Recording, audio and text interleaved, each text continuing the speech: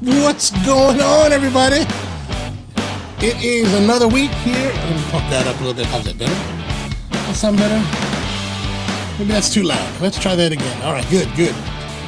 Hey, it's Thursday. I don't know why that trip up on that, because we only do this on Thursday, so it's every show is the same. Thursday, always Thursday. Thursday, April 1st. And it is April Fool's Day, which is a interesting day. Yeah. So how's the week been? How's you all doing tonight? It's the weather here has been, Baltimore is actually kind of chilly today. Chilly. Need to have a little bit of a light jacket. It's chilly. Chilly is the way to put it. All right, coming down. The theme music is a little bit long. It's like over a minute, so it's a lot of talking, a lot of waiting. So how's it going? Good to see all of you. Thanks for tuning in. It's another Thursday, April 1st. We're here making, we need, sorry, my aunt just sent the message that my cousin's in the hospital with chest pains. Hopefully be all right. All right, let's move on. So here we are. We're here. It's Thursday, and we're going to be, well, every week, coffee and cigars, just like always. And this week is a little bit different. This week is, well, today's my birthday, so it's interesting. This past year of doing these live streams on Thursday night has fallen upon, the Thursday nights have fallen upon some nice holidays. So we had, of course, Thanksgiving, then Christmas Eve, and then New Year's Eve. And so these special days have allowed us to kind of go off book, right? So meaning that, like, normally I'll pick a slew of cigars for each continuing week where we will smoke them and then continue on. Oh, thank you, Rusty. I appreciate you. Thank you, and Amy. And so today I thought so on the other shows that fell on those holidays, we went off book and did, random cigars. And so this time I decided that we're going to go with a whole different cigar that is from my collection. And well, you've already seen the artwork. So it's the 2018 Craft from Roma Craft Cigars. And we'll get more into that as we get there closer. But tonight's coffee is going to be the Hinanawan from the Philippines. Are we going to have it? There we go. And as you notice, by the way, we're back on StreamYard. The Ecamm Live trial was only for 2 weeks, so that expired yesterday. So now we're back to StreamYard. I thought the Ecamm was pretty good. Like, I kind of dug it. It's kind of very sleek looking and clean. Where, I'm pretty sure we can do the same thing with StreamYard. What the difference is that for StreamYard's trial version or free version, there are only so much, the graphics you see is all they're going to allow us to do. So it's a little bit more limited, but then, if you pay for either one, then you get more out of it. But I still haven't just come to the decision of whether or not I should go with one or the other. Like StreamYard, like I said before, is a web-based service where everything for the stream is on the website, the server side of things on the internet, whereas Ecamm, it's all on your computer. So I haven't really decided which way is the better way. I'm actually, right now, it's one of those things where the desktop that I'm using is powerful enough to do the whole thing either way, but the laptop isn't. So maybe at some point in the future, when I get a different laptop, then we can really get that going. Well, thank you very much, George. I really appreciate that. Thank you so much. Thank you. All right, so let's get into it with this is the Hinanawan. The Hinanawan is a coffee that I thought we'd drink today, and I think we drank it here on the show in the past. It's one of the coffees that I think is really special. And, people always ask me, what's your favorite coffee? And it's not really a question of what's my favorite, because since I'm the person that actually goes out and buys the coffee, it's kind of like asking which is your favorite children. Of course, you have certain ones that are better than others, but if you're buying it and I have everything that I buy for the company, I love the quality of it. I love the flavors. I love the quality. Even if it's a coffee that may not necessarily be part of my wheelhouse, right? I'm still buying really nice stuff for people that enjoy that wheelhouse of flavors. But this one was really kind of special because we've been working with a group called the Talandig, and the Talandig are a tribal group of farmers in the Bukidnon, southern Philippines, on the island of Mindanao, kind of in one of the rougher parts of the country where there's a lot of civil unrest. There's in the Philippines, in the southern Philippines, there's a lot of Muslims, and Islam has been a part of the Malaysian Filipino archipelago for thousands of years.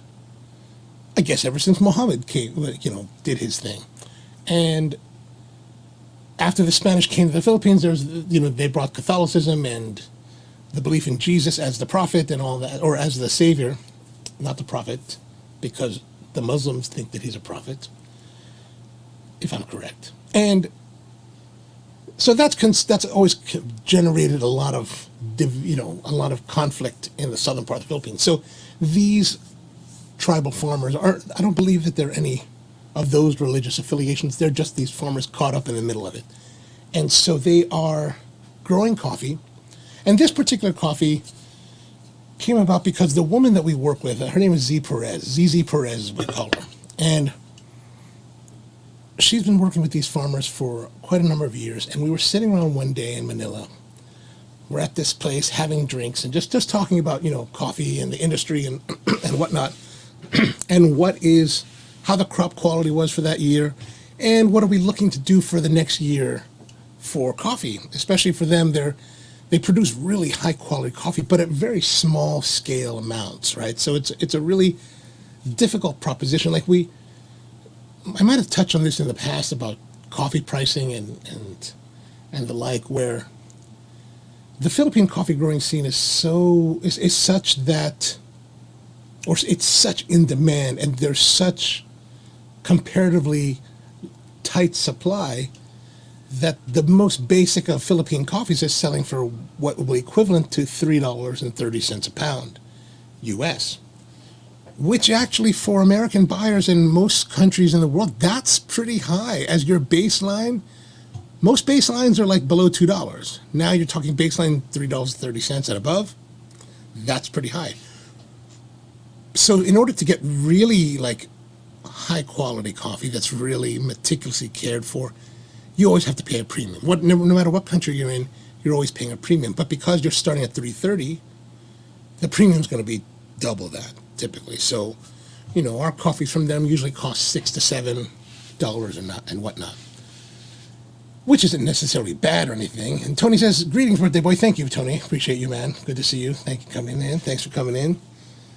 And so these coffees, this particular coffee, we're sitting around one day, and I was asking Z, and I'm like, "Hey, so there's always an amount of coffee that is unexportable.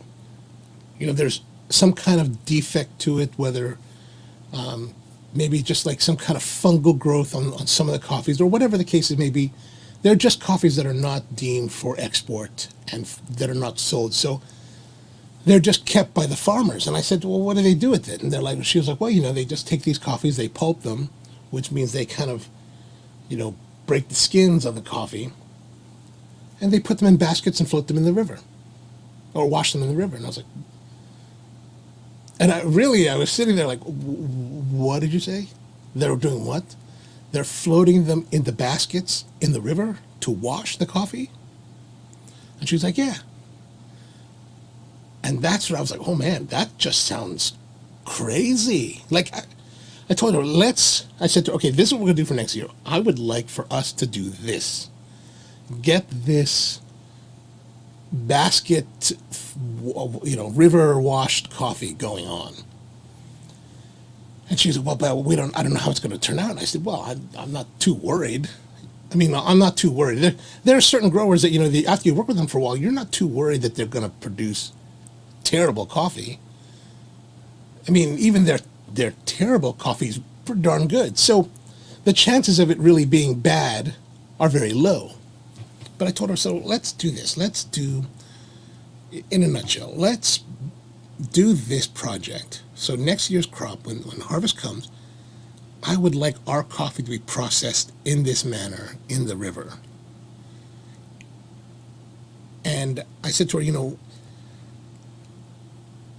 I understand it's a risk for the farmer, so in order to mitigate that risk, we'll pay for the coffee up front. We'll pay for the cost of production up front, and, you know, a margin for them to be comfortable with. That would be kind of normal for our purchasing. I said, let's do that. We'll do it up front. That way they don't have to worry. And if the coffee is not what we're hoping, I'll still take delivery of it. That's how confident I am with certain groups that they're going to be able to deliver something that's really worthwhile. And so they agreed to do that, and I think that's something that as a coffee buyer, you know, you should be, or a company that's trying to engage in better practices at origin, you should be willing, especially if you're trying to get special processing or special kind of treatment in that respect, that you should be willing to engage at a higher level to help mitigate that risk, right? Especially for farmers, producers who have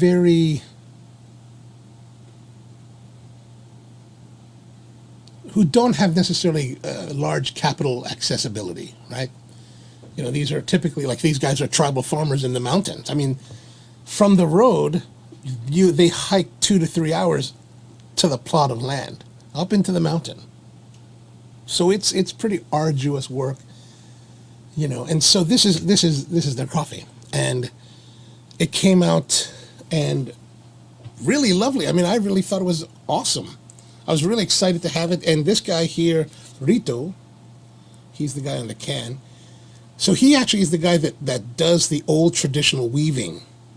He weaves the baskets that they use to float the coffee. And look at this dude. He's 74 years old. This is like, what, 3-4 years ago. So he's like almost 80 now. I don't know, look at this Filipino dude. He looks pretty good. You'd think that he was like maybe 50.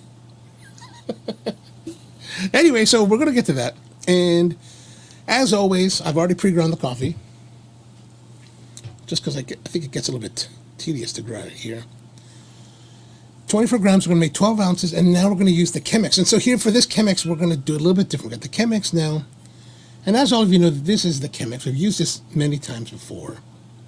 Developed in 1941 by Schlumbaum, and it's an ubiquitous brewing device that comes with paper filters. However, today we're going to be using this metal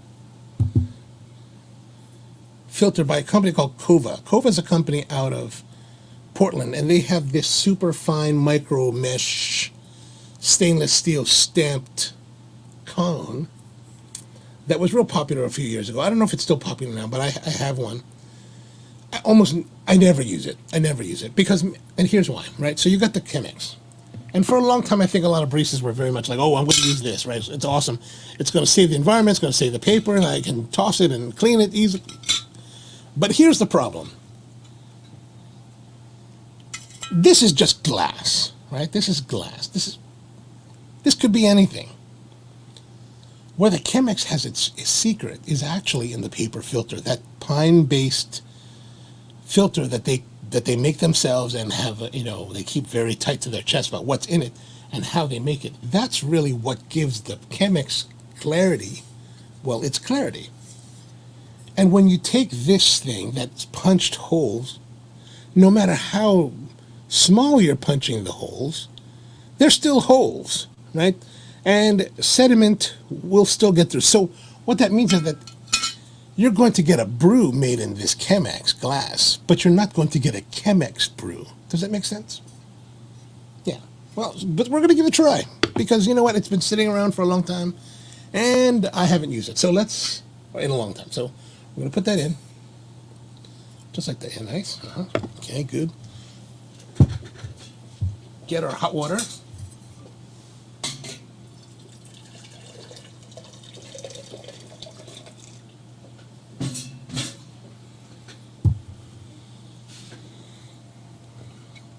So I'm going to shake it around a little bit just to make sure that it's level, right? So to make sure that it's level.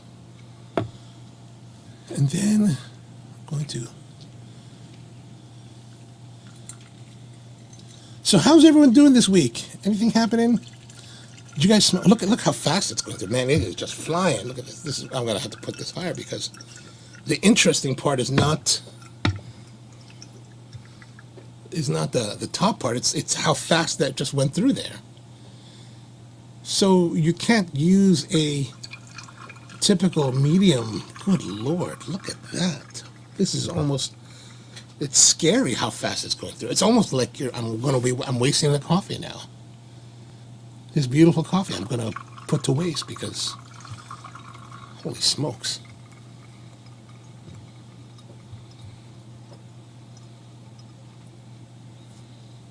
It's just kind of going through like a sieve. I guess which what it really is.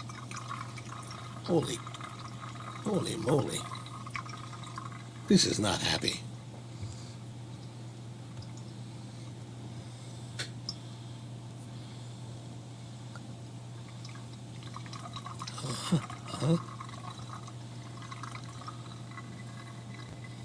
It's going so fast it makes me scared to drink it.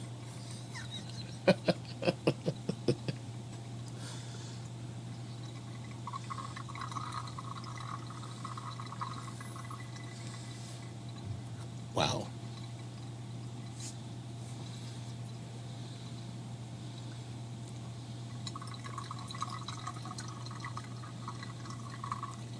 This is craziness.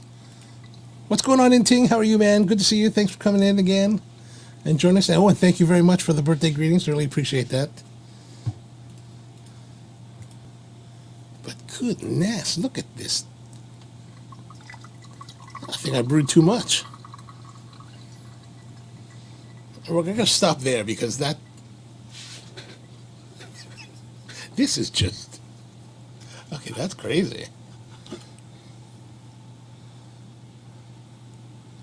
All right, so if you happen to decide to buy this and use it, you should go for very, very fine grinding because the typical medium grind that you would use is evidently too fast.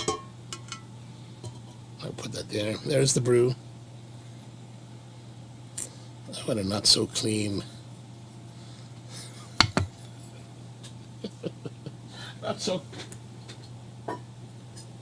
Not so clean Chemex. We'll get that out of the way. All right, let's get to pouring a cup here.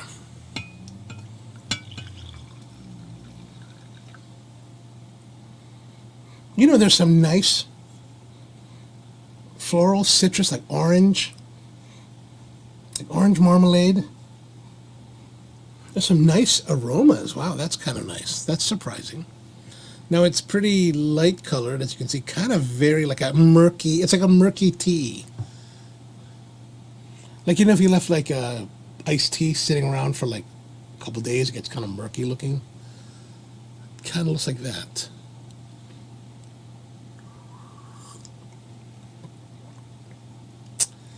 Yeah, that's more like,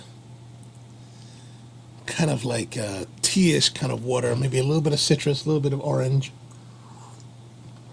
Maybe a little bit of floral, like a honeysuckle kind of thing. Honeysuckle.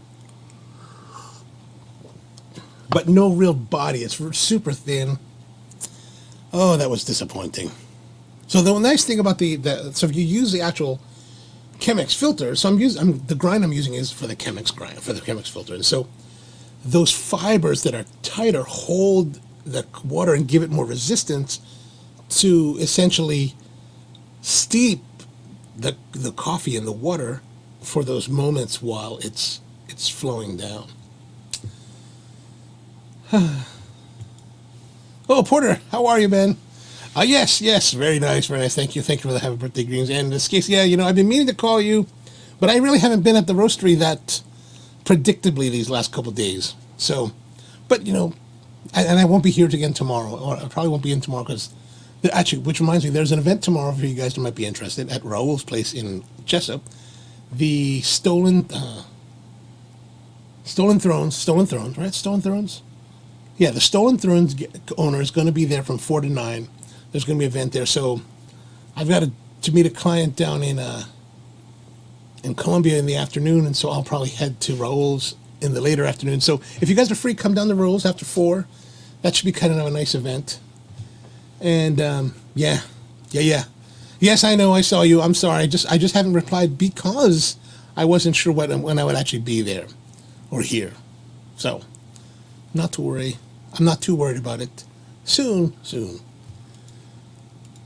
And then Brian says, maybe you forgot to wash it after. Yeah, probably. I wash it. The problem is that, there's a lot of, I guess maybe it's just, well, whatever. There's no excuse. No excuses. And then Di says, happy birthday. Thank you, Di. How's things in Florida? Good to see you. Thank you guys for all coming out. The coffee has not turned out well. Or should I say the orangey tea beverage? Well, the orangey tea has turned out very well. But the coffee didn't. But it's still, actually, it's nice flavored because of the nice coffee, right? The Huron. So if you'd like to get that on the website, sparrowcoffee.com, 10% off, OnoLive. Put that in the, whatever. So what have you guys been smoking this week or drinking? And where are you smoking and drinking tonight? Put those in the comments below. I'd love to know. And I don't know if you guys here in Baltimore will be out there too. It's kind of chilly. We were out smoking last night at a buddy's warehouse, and it was pretty chilly there too. All right, so for tonight's cigar, we're gonna go and I decided to dig into my humidor, and I got this. This is the Roma Craft Tobacco 2008 Craft. Can you see that? Oh yeah, there it is, Craft. And I try not to smoke too much Roma Craft on this show.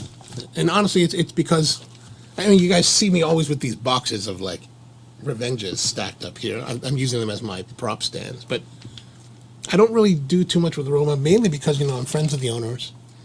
And I don't want to seem like I'm a crazy fanboy, because I am smoking them all the time, right? I'm smoking the Revenge all the time. And so I don't want to seem like I'm giving too much favoritism. But since today is an off-book day, it comes in a bag, right? And I don't remember how we got these. These are kind of hard to get.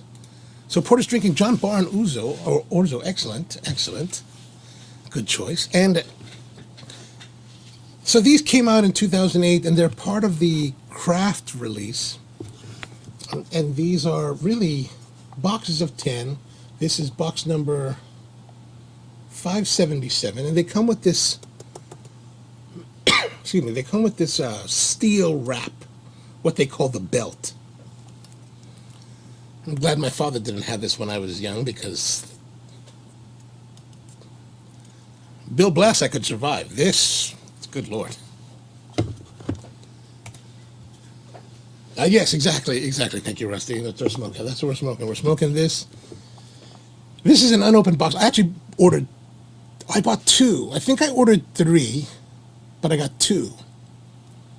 I think that's how it went. Anyway, I think it was from a place down in Virginia, and they were really great to put us on their mailing list and do that. So people have taken this, and they've made sconce lights out of them, or I don't know what they made. But there's a company called Wicked Anvil, and they make these they make a bunch of their stuff. For example, that's what I'm missing.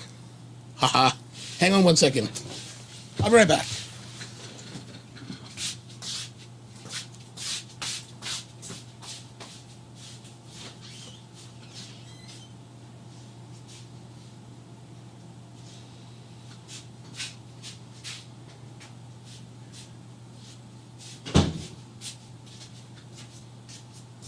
All right, here we go.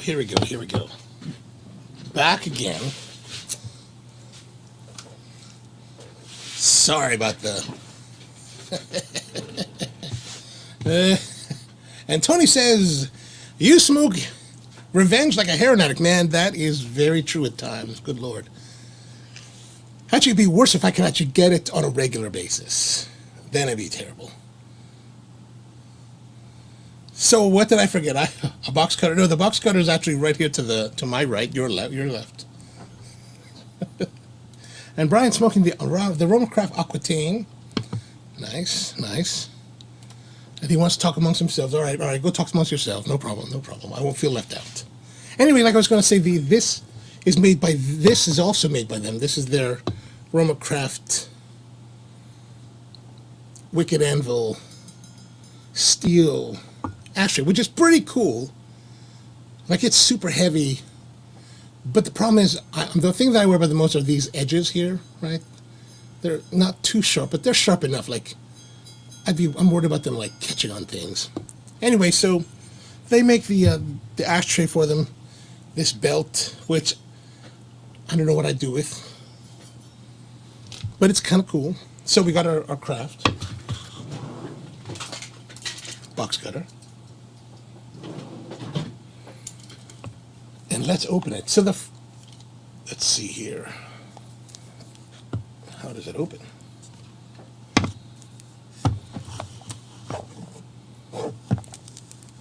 You know, if it's hard to open, it wouldn't surprise me because, you know, these guys, Skip and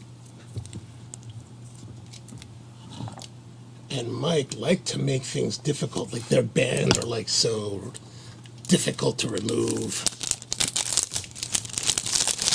Okay, there we go. Cello is off. It's got that kind of dustiness to it. So on the side here it says La Campagna de Panama Soberana. So it turns out that Panama Soberana is actually the neighborhood in Esteli where the Nica Sueño factory is located. Now here's the thing, like, I believe that by the time that I got to visit Nica Sueño in 2014, they had just moved to that facility, I believe. And when we looked up the address to go to the factory and told the taxi driver to take us, he took us to some part of like Esteli that, man, the road wasn't even paved. I mean, it was like rocks, and not like gravel, like that CR7 gravel. It was like rocks where the car was like this. And then we got to this place and they were like, no, it's over in this other part of town. So we had to go back. So I don't know if Panama Soberana is actually a neighborhood where the factory is today or the factory started. That's unclear. And La Campagna means bells. There's a church nearby in that neighborhood, and they have these bells that I guess toil. So the idea was that these are the bells of the neighborhood, and the shape of the shape is a trumpet or bell style shape. We're going to get into that. Let me open this. We're going to cut off the band, the cello de garantía.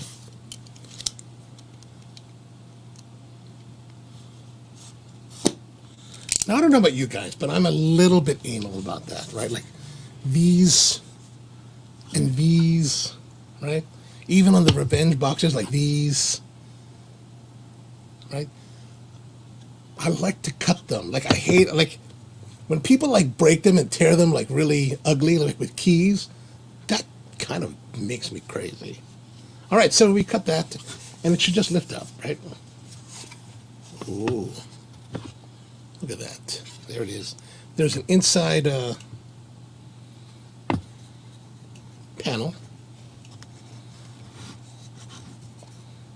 Oh. There we go. There, look at that. Not bad, not bad, not bad. And then the inside of this says, "We are all apprentices in a craft where no one ever becomes a master." Ernest Hemingway. Quite apropos there, Ernest. Ooh, there's an interesting aroma. Kind of barnyard. Barnyard again. Always barnyard. All right, good. All right, so here we are. This is the silver. I'm just going to take one because that's all that I'm going to take. So we'll take that out. I'm going to put the box back together.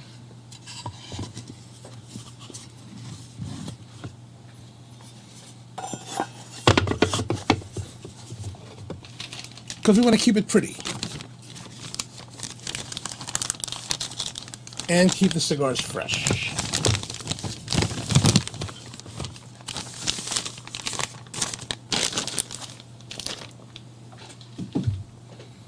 All right. So they come in a cello. Maybe I'll turn this other light on. That's a little bit better, I think. Yeah, there we go. So it comes in a cellar that's basically just wrapped because it slides right out, right? Then this is the cigar. A little bit of veins.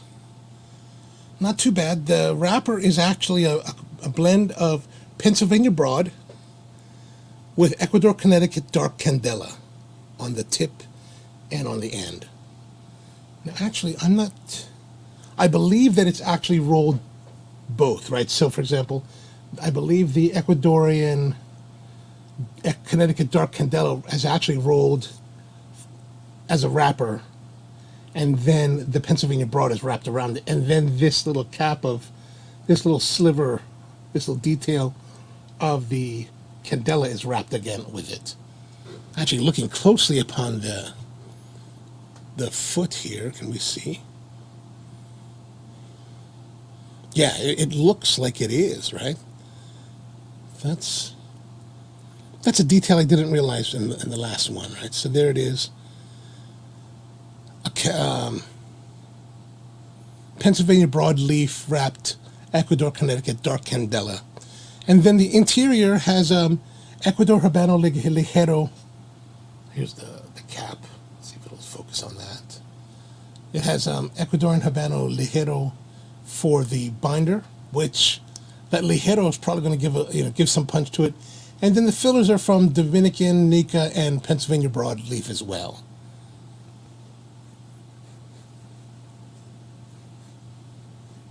Oh, Jay Ignacio, hey man, good to see you. Thanks for tuning in. Oh, we got Mike in the house. Mike, happy birthday, thank you very much as well. We're smoking your crazy cigar here. And so we're here, and it's kind of a, now I feel self-conscious. Anyway, so why was this? So this is actually a cigar that came out. I'm going to start smoking. Let's start smoking before I keep talking. Otherwise, it'll be like 9 o'clock and I still haven't lit up. All right, so it's really thin here, right? Look at that. Actually, it looks kind of oily, a little bit of crystally. Not bad for 3 years. Oh, yeah, thanks. I'm getting a little confused, yeah. But thank you. I appreciate the thoughts. But, all right, so let's cut this off here. We're going to give it a cut with the MTX cutter from Zycar. It's a little bit tight to cut. Oh, like a professional. It looks a little bit uneven. That's all right. Cap came off. I've had this in my humidor since the release came out.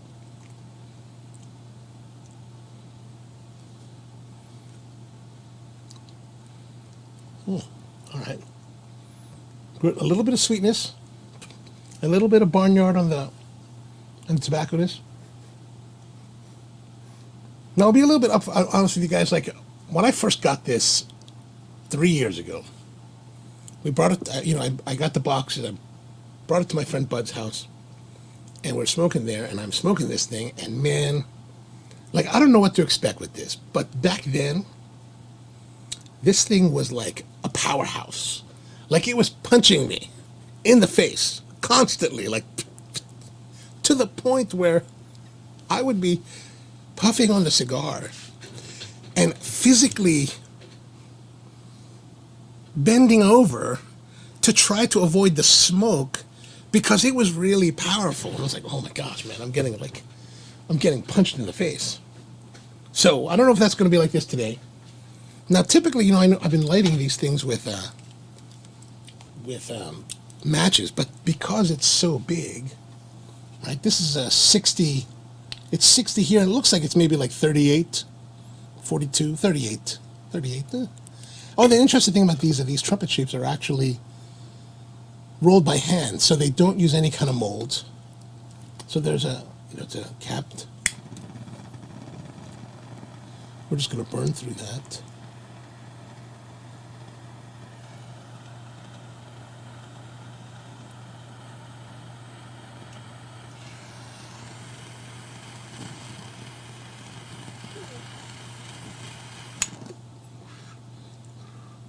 Oh, so Mike, did you make it out with all the power outages and everything? Did everything turn out for you all right for you guys?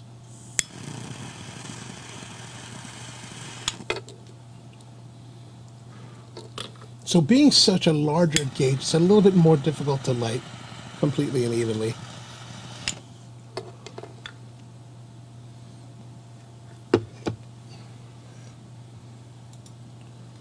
So Mike says they use newspaper at the bunch. Yeah, and interesting, when we were there in 2014, Esteban was showing us how he does it, with the taking the leaves and then using a sheet of newspaper to really pull that. He was doing a Lancero, like a 38 ring gauge Lancero, and I was like, wow, that's really impressive.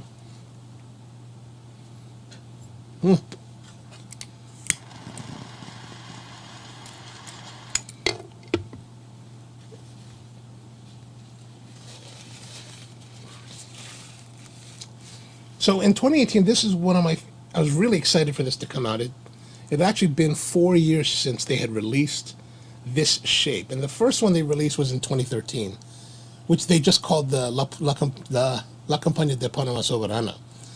And that had a different blend where, from what I was seeing was, I'll get rid of some of these things.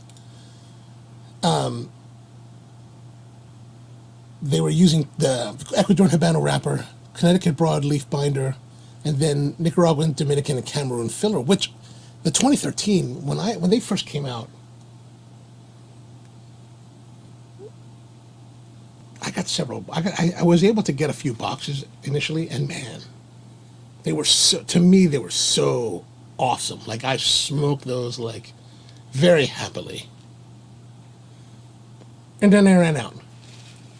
And then 2014 came, and then Skip was making this announcement. Oh, there's this thing called the Cali Megaherf, and there's a place called Monrovia Cigars in Monrovia, California, and they have them. And I happened to be in California that summer, and I was like, oh my gosh, let me go get there. So I drove all the way out to Monrovia, and if you don't know where Monrovia, it is way the hell out there. Like, if you're staying in LA, and I think that trip I was staying at my friend's place in Woodland Hills, man, it's far away. It's like if you go to, I think it's if you go to Pasadena and then you go more north, it's out there. Man, I was like, oh God. Like, it took a good hour, 20 minutes to drive there. And I was like, man. But I got a box. And it was different. It's a different blend. The 2014 Cali Megaherf was a different blend. And then this finally came out. It's also a different blend.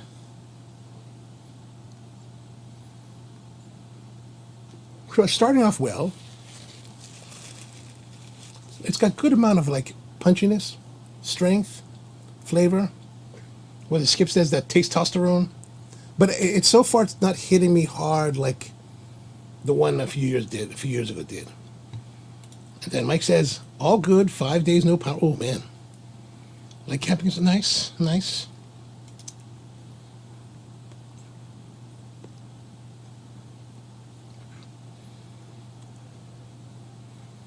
So from what I was reading, and Mike, you can tell me if I'm wrong, that supposedly the filler for this cigar is the same that's in the Neanderthal line, where the binder is the thickest that they offer.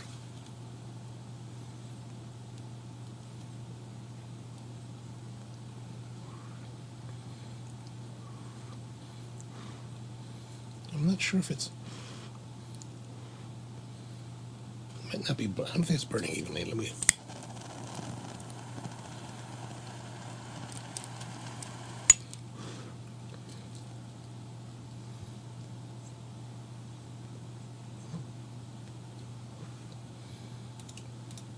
Oh, yes, I remember that. Man, that was craziness.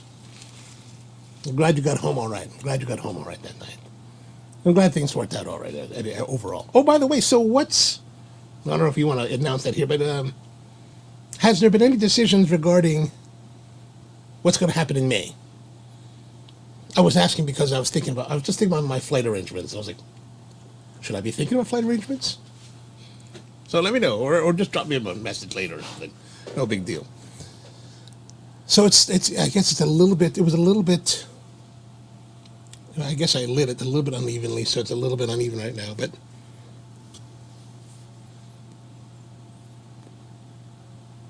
the flavor's nice. It's smoking well. Good amount of resistance, good amount of smoke.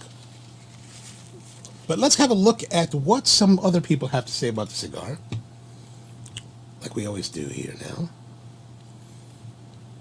So it's on. Excellent. I have my shirt somewhere here. And my mug. Somewhere around here.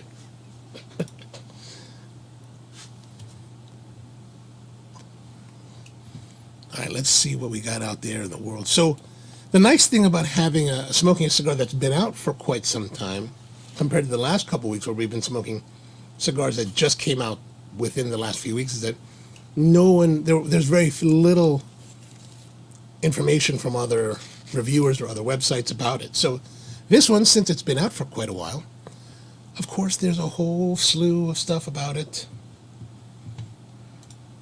Oh, Porter wants to know what's in the flavor profile. So what I'm getting right now is maybe some chocolate notes, some nice spice, maybe like a black pepper spice with some, I guess to me it's more like a barnyard, generally tobacco, deep, rich tobacco, not like a light tobacco. Like when you, not that I noticed, but evidently when you smoke cigarettes, it's a lighter tobacco, right? That kind of light Virginia tannish. This is like as you can see, it's coloring. But it does have that heavier, darker tobacco feeling to it. And that's what I'm getting initially. I mean, we're just starting off, so it's still early in it. But let's have a look at what people like Patrick LeGrade from... How do I do this again? There we go. From Half Wheel has to say.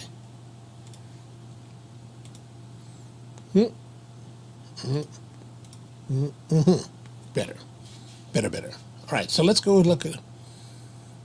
So the interesting thing about Patrick is that, about Half Wheel, they did some nice images. A little bit easier to see than what I was showing you here. And let's go down. Well, they talk about, so he talks about it in the first, here we are, first third. The interesting thing is that, where is it here? In this review from Half Wheel, this is back in April 2018. Like the cold draw, he was talking about medium full, muted, milk chocolate, blueberry, earth, generic tobacco. The first third showed grassiness, Worcestershire-like tanginess, black pepper. It was pretty potent. It had a pretty nice punch to it, dry, slight woodiness, slight graininess. I'm not really getting any kind of grain. There could be some wood. I don't really get that perception of Worcestershire tanginess. Maybe that could be something that could be said about it. I'm not perceiving that.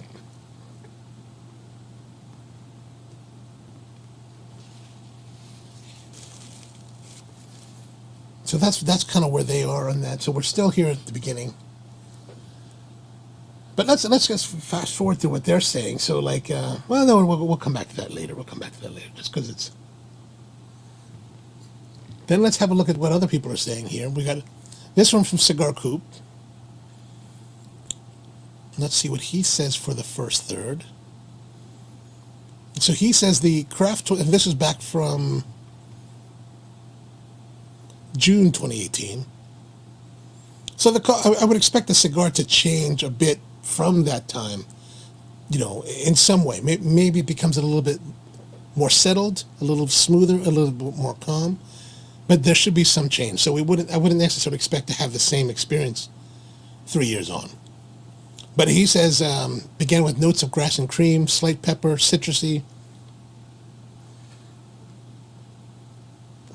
So mild pepper note with a subtle sweetness. There is some kind of sweetness.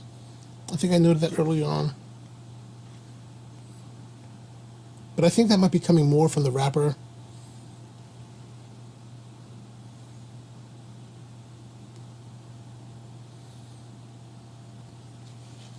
Like more from the wrapper, meaning on my tongue, and imparted from the tobacco rather than from the smoke. And then, what else did he say? Blew through the first food, coffee notes, black pepper notes. The Candela profile broke down as the grass and citrus notes morphed into more of a mineral note. Huh.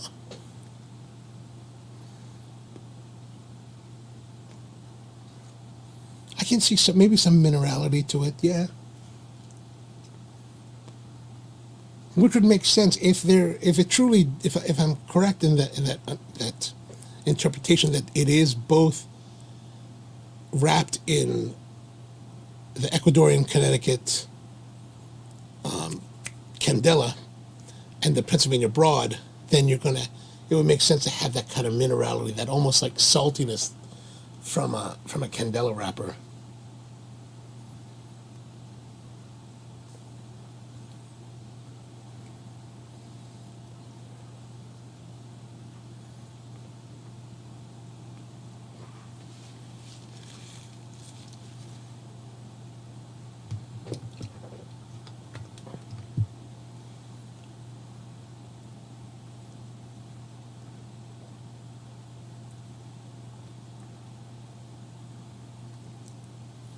So I don't know. Tell me what you guys are doing. What else you guys? I know some of you. I know Brian's smoking the Roma Crash, the Aquitaine from Roma. Well, how about the rest of you? Inting, what do you have going on up there? Or Jay, what's going on up in your part of the woods? What are you guys smoking out there? I'd like to know.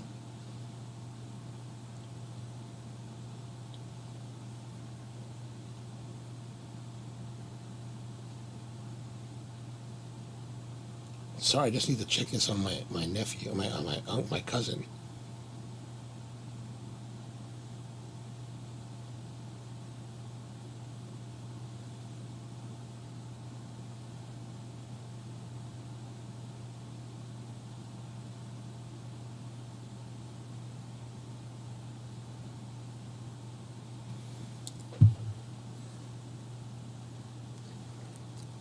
I think one of the things that I'm struggling with is that I'm a little bit dry on the palate. Let me get some water going on.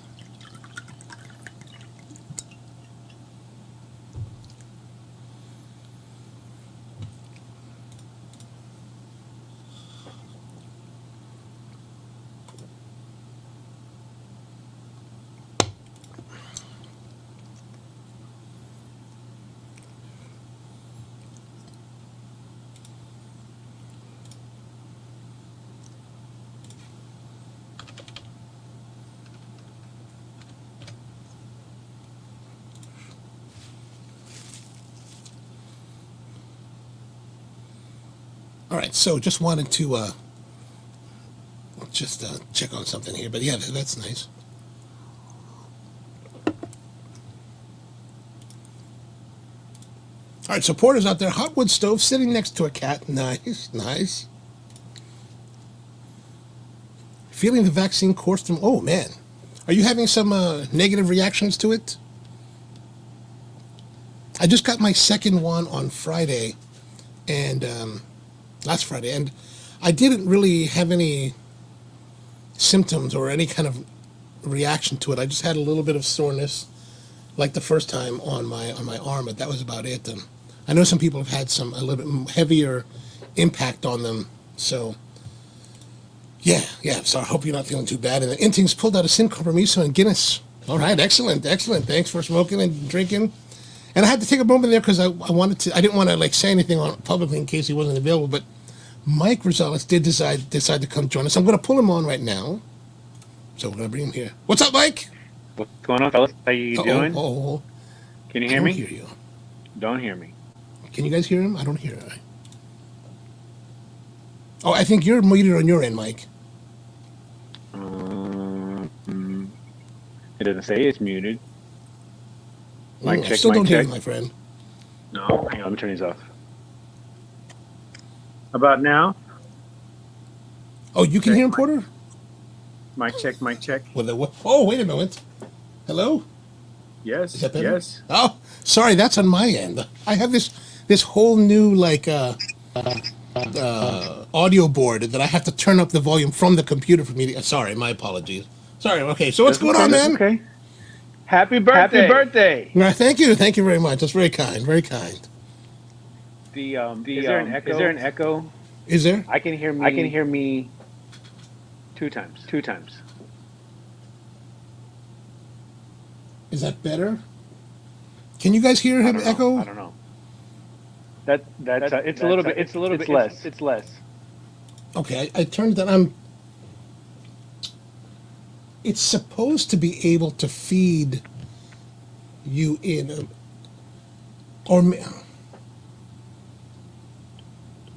That's okay. I'll talk real slow. so Porter does get a little bit of echo. Sorry, guys, I'm not.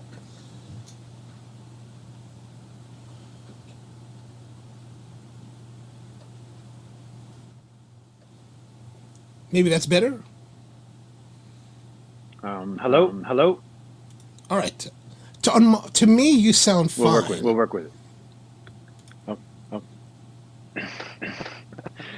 Hang on, let me turn off these AirPods. Maybe that. How about now? How's that sound to you guys out there? After Mike turned off his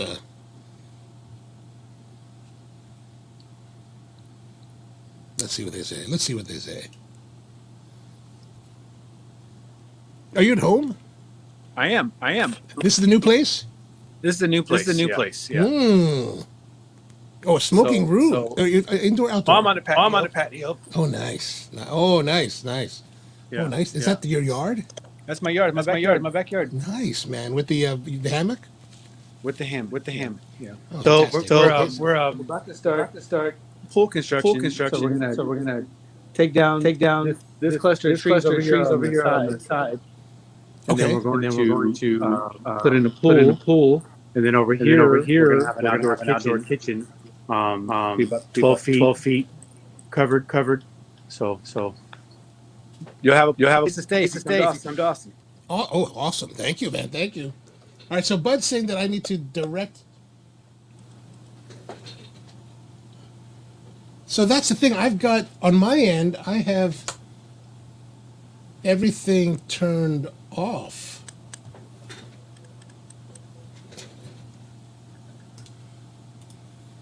Total echo, everything twice. Huh.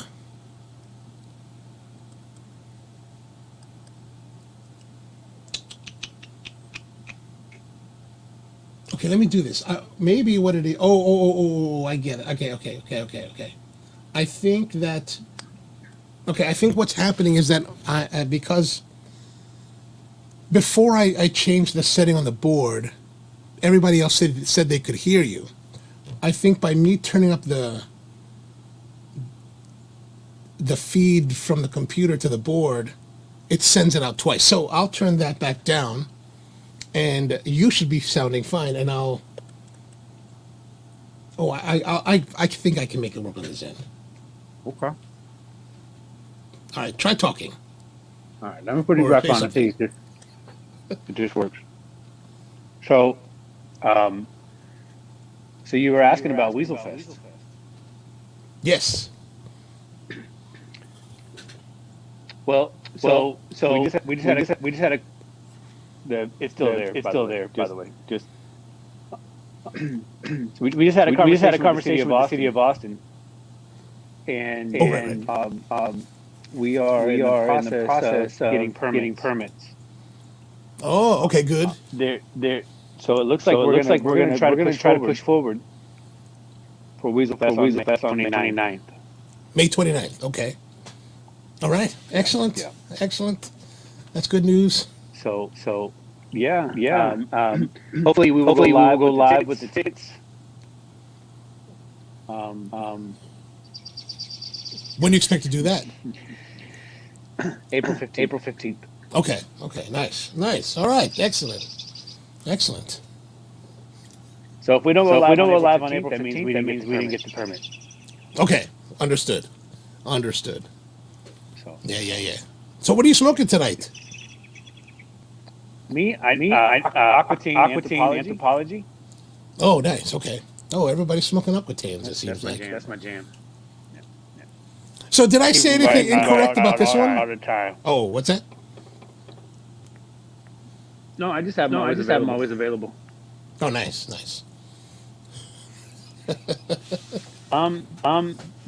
No, as far as I can tell, it's pretty spot on. I mean, I get a lot of my information from Half Wheel. they definitely are not as full body as they were. Okay. Not a wet bulb, but not a full body? Oh, these. Okay. No, it's full body. Yeah, yeah. It's full body, but it's not as beastly. It's not like as red in your face. Yeah. By this point on the original, when it first came out, I was definitely getting pummeled. Pummeled was definitely the word.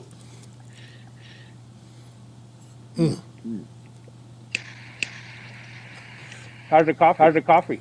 Oh, the coffee. The coffee. I don't know if you saw that's part of the part of the show where it was where it was I was brewing it, but I used that metal filter for the Chemex, and that did not turn out nicely. It's pretty under extracted, so it's not bad as like a light tea-ish kind of drink, because it's got nice like citrusy kind of orange, like light orange kind of notes, but it doesn't have the full development. Like for this kind of filter, you need to like really fine the grind to keep a lot more resistance for it, because otherwise it's just flowing through like it's almost like putting it through a strainer.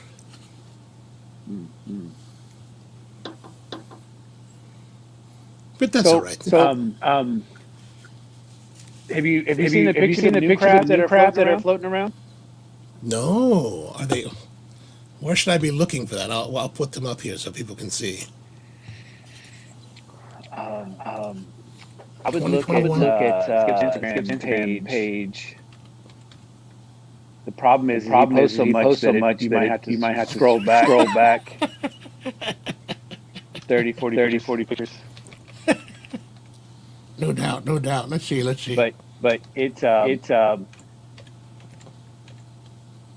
a beautiful cigar. Oh, is it like the same kind of trumpet shape? Nope. Okay. I don't know if you've ever seen them. I think we don't necessarily have an official term. We don't call them anything, but they've been called the narwhal, the mythical kind of sea creature. Oh, narwhal. Oh. Not these, right? Not the Candela wrapped. Nope.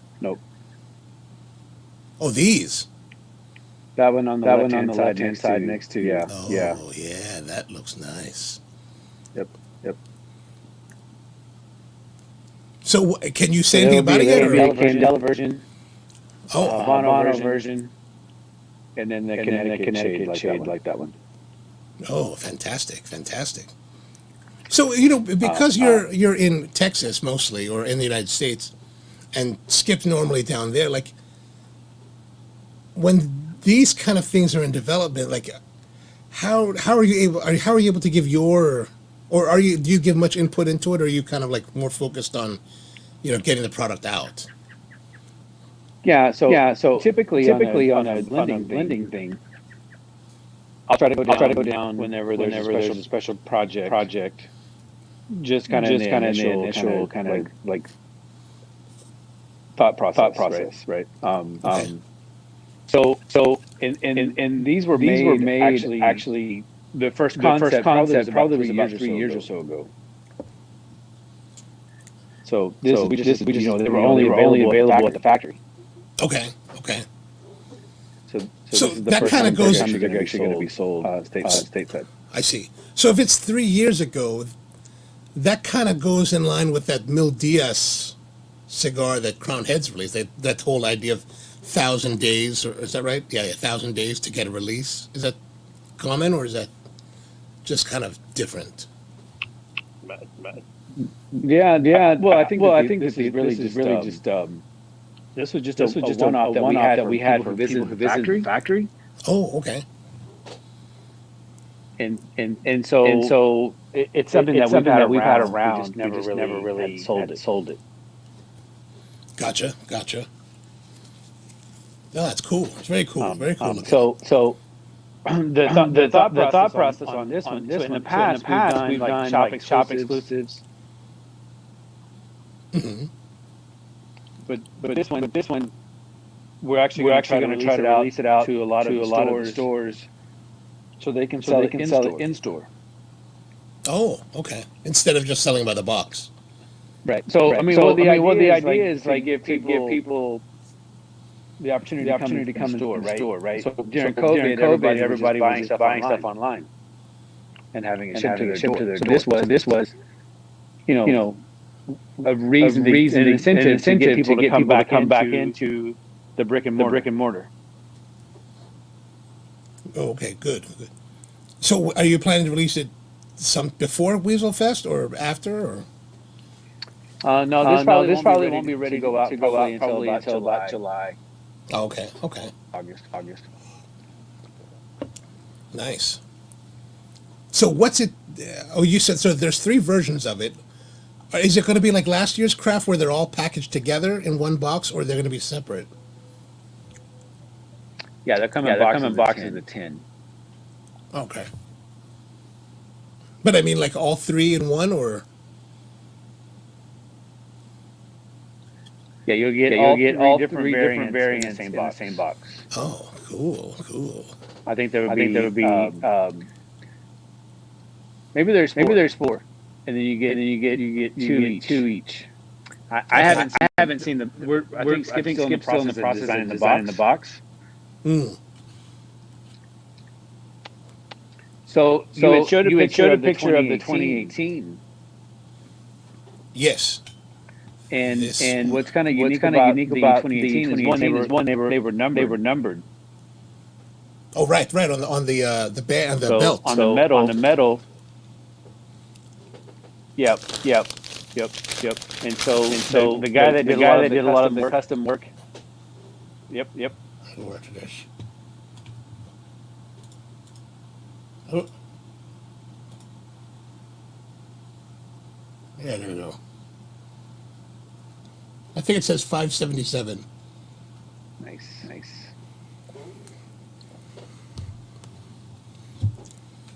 Did you get those through Riverside, or did you get them from Tobaccology? I want to say I think we got it through Riverside.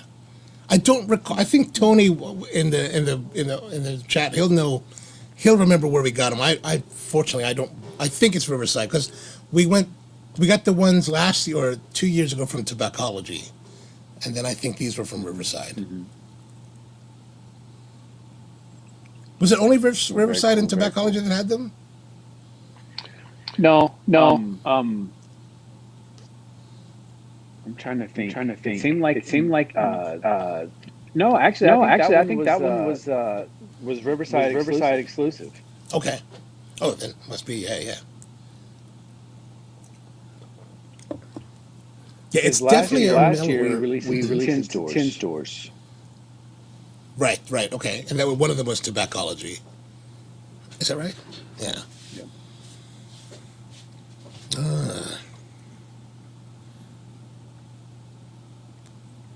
So what else been happening down in Texas, man?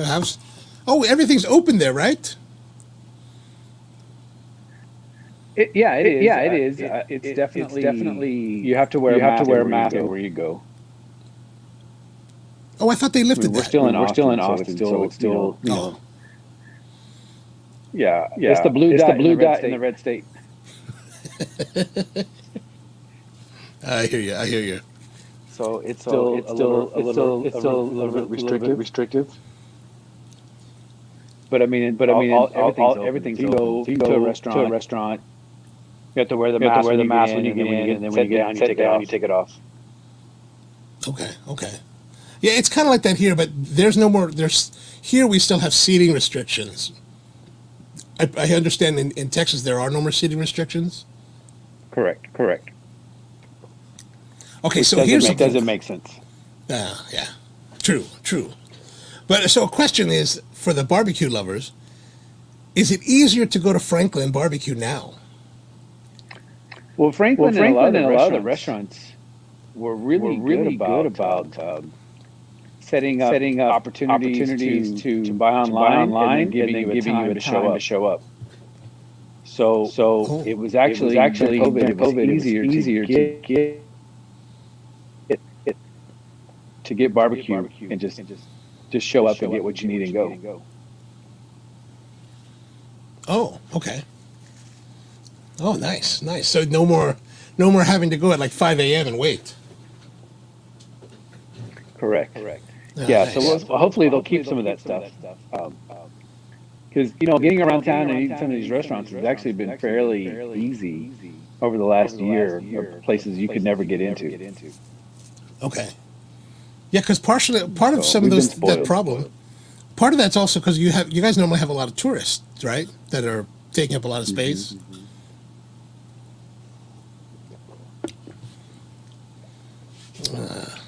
So we're gonna have Valentina Tacos at Weasel Fest, which does an amazing brisket. We're gonna have Style Switch Barbecue, which is one of my favorites. Okay. Okay. Good. Garrison Brother, which is a local Texas bourbon distillery, is going to be there, Oh yeah. Here's my glass. and then several breweries and yep. So there you go. Yeah. So it's really the whole idea concept about Weasel Fest is really like a lot of cigar events that are big like this. Usually people show up and they're like trick or treating. Right. And they just kind of go down the line and just say, "Where's my free stuff?" Right? And this is really designed to be like an experience. So Style Switch will be there, kind of showing like how they salt and pepper and prepare their brisket, how they trim it. All right. The distillery will be there to show like kind of the concepts of how to get the barrels selected and. I mean, the idea is just that you get 20-30 minutes of kind of like a brief class of what it is that they do, right? And so that'll be awesome. Yeah. So just to kind of encourage this engagement, right? The experience. Yeah. So well, there's still a double echo. Oh, is there? And so I don't want to ruin your YouTube, and so I'm gonna hop off. All right, very good. Thanks for coming in for a moment. But I appreciate you having me on, and anytime you're gonna do something like this, give me a heads up, and I'll always make time. So All right, my brother. Thank you very much. all right, guys, have a good afternoon or evening wherever you are, and be safe and enjoy the cigars and drink. Thanks for letting me hop on. All right, brother. Talk to you soon. Take care. All right, so we're here, still rolling, and now I can't hear myself. There we go. Better. Oh, that's loud. All right, so sorry for the little bit of the echo here, but there it is. Weasel Fest is coming up again, probably in May 29th. So if you got the chance, come on down. All right, so we're still smoking, and now we're into the second third, and it's like we were saying previous to this, is that when I had this 3 years ago, it was really like punchy. Like, actually, now it's a little bit. It's got some strength. It is a little bit dry on the palate, so I've got some dryness on the palate, and then a little bit of dryness on the back of the throat here.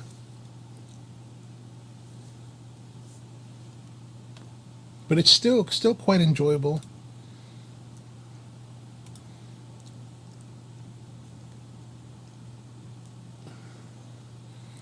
So let's compare it to what Patrick LaGrade had. For his second third, they found dry pepper, aloe sweetness, depth and complexity, peppery, full-bodied, and full strength. And so one of the things we always talk about is the kind of scoring thing. And let's have a look at that. Let me pull that back up here.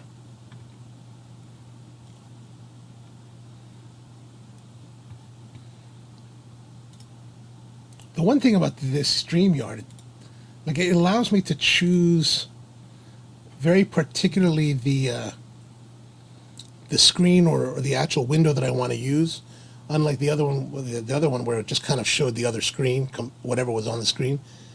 So here he says they gave this cigar an 87, and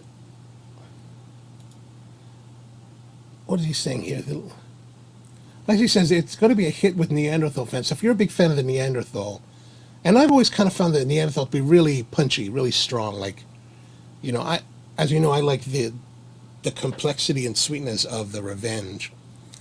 That's really kind of my favorite one. And so the Neanderthal has always been a little bit heavier on my palate.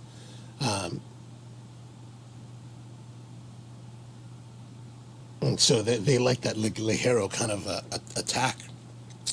But so he's the 87, and he's saying that the palate on the head up. What's he saying here? It's a good cigar that takes the palate on a true journey, balancing hearty strength with a robust earthiness as well as some rich sweetness that appears all too infrequently for my liking. So he definitely wants more sweetness. The construction is also fantastic, which keeps on compliments I have for the cigar. If anything, strength will be the thing that keeps some cigar smokers from enjoying it. As it does pack a decent punch. Though only the first sample had me reeling. I think maybe that's one thing where, like, your first one, it's really, especially in 2018, it's really strong. Like, I did smoke through the other box that I started with, and I don't recall as subsequent as I consumed the cigars through the last couple of years. I don't recall it being as hard hitting. It was definitely punchier, but not as like, banging it, like I had to run away from the smoke kind of thing. So Brian doesn't like the dryness, and 87. But here's the thing. So, like, I don't necessarily have problems with people's scores, because everybody's going to have a different experience due to their palate and their personal preferences. But what I do think is, like what we always talk about here is, does the descriptions match what they're scoring? So we've seen some that we talked about where they, like, one of them cigars, I don't recall which one it was, but just a couple weeks ago we had a cigar where they were like, oh my gosh, maybe they gave like a 92, and they were like, it's the best and it's ultimate and it's a lot of really great superlatives, but only 92, where I thought maybe it could have gone to a higher score. So Brian's saying a true journey and roll perfectly equals 87. Yeah, that's true. That's true.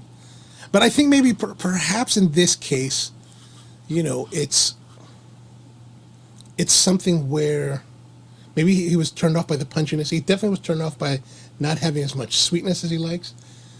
But also what I was wondering is, like, going back through if we go back through his, notes for the first and second, third, like the first third, grassiness, Worcestershire tanginess, black pepper, potent, it has a heavy punch, dry, slight wood, slight grain. The second third, you talk about dry pepper and aloe sweetness, depth and complexity. In some of the reviews that we've seen from these guys, they have a lot of, like, descriptives, like they really perceived a lot into the cigar. And I'm wondering, like, what I thought when I first read his review is, like, based on what little because comparatively to other reviews, they don't really talk much. There's really not much in each of the third descriptions. It's just kind of really short and not really telling of much. And so made me wonder, like, is 87, based on what they're saying in those thirds, is 87 too high? I mean, I think it's probably better than 87, but but based on what he's writing, does that really match? But I get your point. A true journey, definitely, that does say it could. I think that's definitely part of the argument that it should be higher. And then Tony says, nobody likes dryness. That's true. That's true. And it is, even today, it is a bit dry, but the burn is still going well. Like, the ash looks great. Nice white. What do they say? That means a lot of magnesium in the soil or something like that.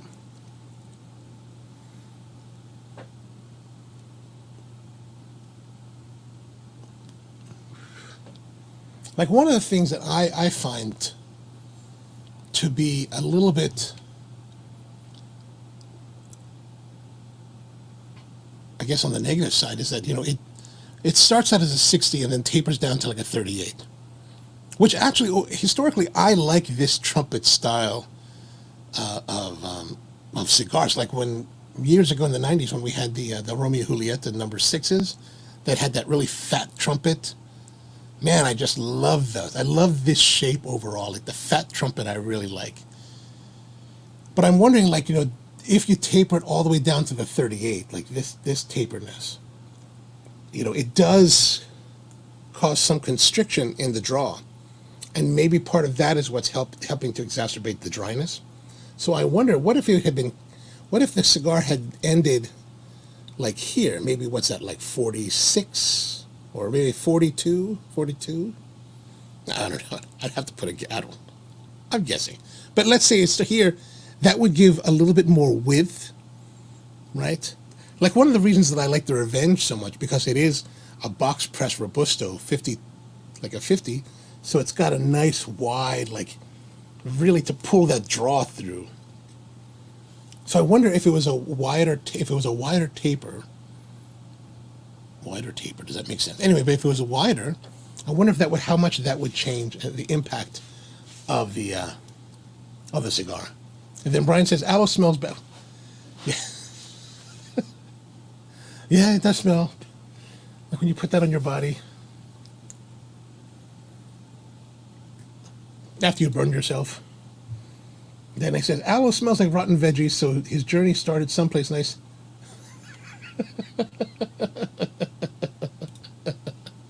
Yeah. I think it's always easy for us to bash on Half Wheel, but I kind of do like that they're always trying to provide some coverage of the industry and of the different cigars. I think that's a positive thing, even though we may not agree with them at many times. All right, so let's go a little bit while we're smoking the cigar. The cigar's still going well, still going on. And I thought that since today is the 1st of April, I thought I'd go find out something to drink. So I've got this bottle of Hamden. And those of you who know me, the main shop for Spro is actually in a neighborhood here in Baltimore called Hamden. So it was kind of neat to find this, and I ran some reviews on it. And for rums, I follow this website called rumratings.com. And typically I'm looking for, basically what I'm doing is I'm at the wine shop or the liquor store. I'm looking at the different labels and I'm punching them into this rumratings.com and seeing what kind of score they're giving. So pretty much I'll try to try anything that's 8 and above, right? The Hamden got 9 out of 10 points. So I thought we'd give it a try. This is a Jamaican rum from Trelawney, Jamaica in the West Indies. And this is a Distillery Edition 2020, so kind of special, the Great House. So let's give it a try. Yeah, Half Wheel's always accessible, that's...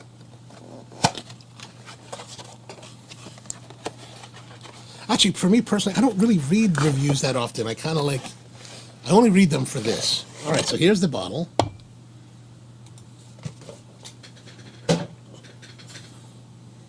The Hamden. Let's open it up.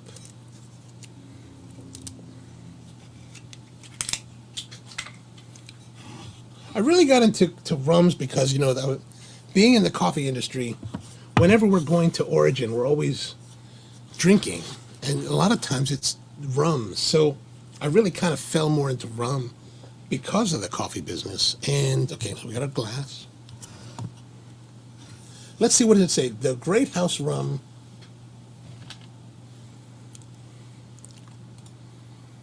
I got this at the Wine Source in Hamden. So the Hamden rum from the Wine Source in Hamden. Huh? I just picked it up yesterday. And it's actually on sale for $80. This is normally $100. All right, so what does that say here? It says, this is the Distillery Edition Great House Rum. Our master distiller created this blend using the most representative marks of our distillery.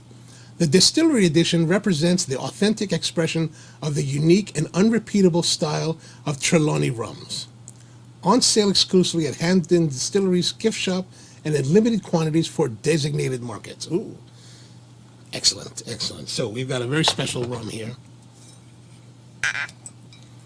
A little synthetic cork.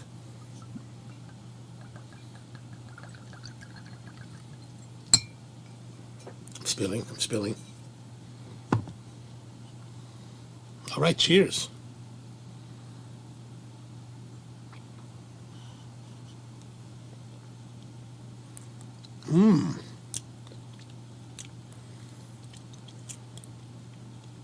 Interesting. Like,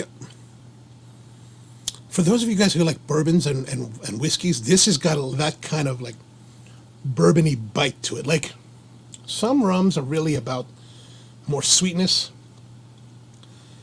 and this is definitely sharper on that alcohol attack, right? It's sharper on the palate, but it's also rather smooth. It doesn't have a heavy, like a lot of times you find a lot of heavy vanilla in a rum. This doesn't have that. There's a little bit more bitey on the back of the throat. Yeah, it's different. It's a little bit of a dip. It's a little bit of a departure.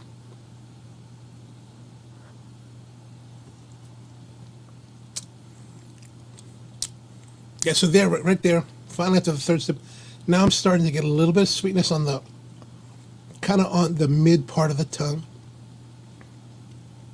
Let's have a cigar.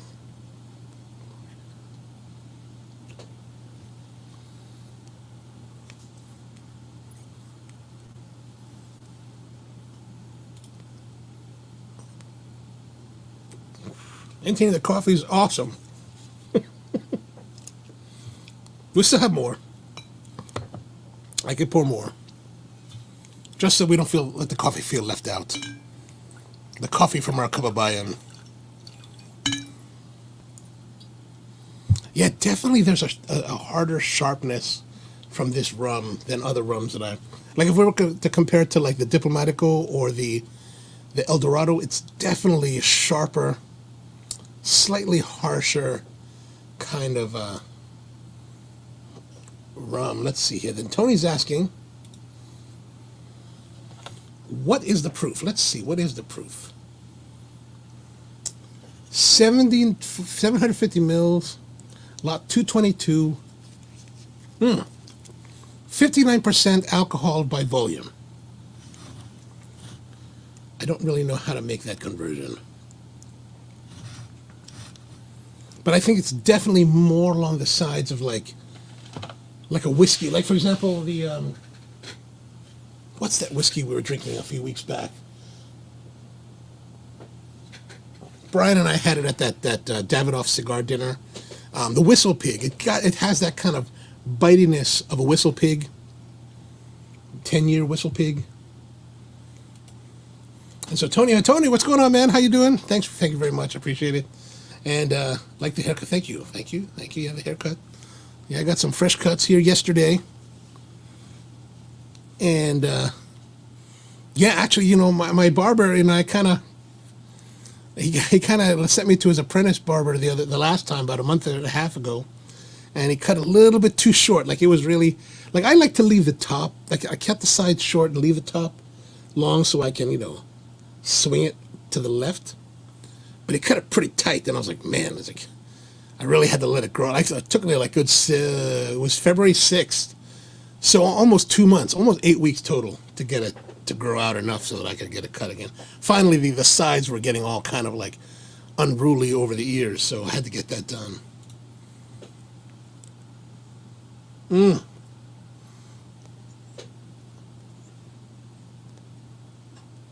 So Tony's saying it's 118 proof. Yeah, that puts it in the realm of that old line rum, the one that's the Navy cask strength. That puts it in that realm. I think that was 120 proof, and yeah, it definitely has that kind of bitiness to it. So we'll pour a little bit more and let it sit for a few moments while we smoke a little bit. And I'm just spilling a lot of it. You'd think that I wouldn't spill so much as I just started drinking.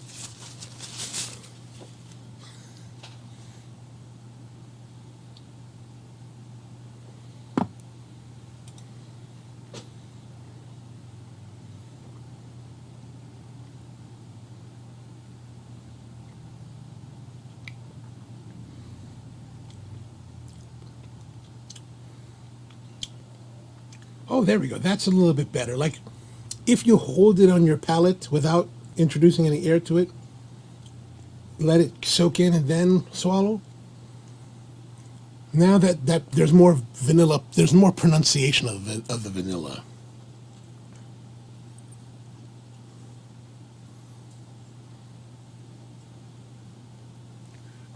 I think my cigar's going out, so I'm going to touch it up some.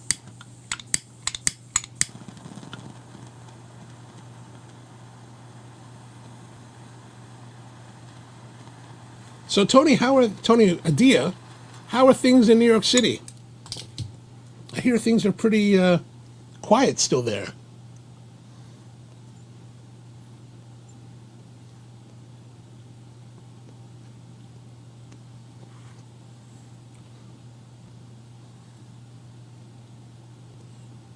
There we go. Now we're back. Ah, nice, nice. So what's been happening in your guys' world? So evidently today, the New York Mets and the Washington Nationals had baseball's opening day, and that's been postponed to April 3rd because evidently there's been some contract tracing that's the Nationals have had trouble with. I kind of noticed that earlier when a bunch of my friends from DC were posting on their Facebook lots of disappointment. So if you're a baseball fan, looking forward to the start of the season, my condolences. Sorry, it's not going to start for a couple more days.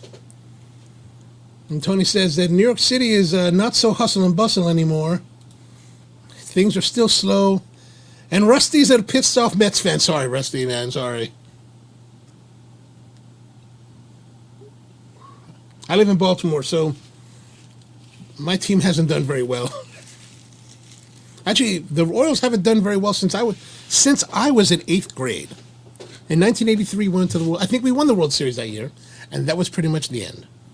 We gave them 10 years later, we gave them a brand new stadium, and now, 30 years after that, still no World Championship. Oh, and the Yankees did play today. Oh, okay, good. Well, I'm from Baltimore. I can't find supportive things for the Yankees. It's very difficult.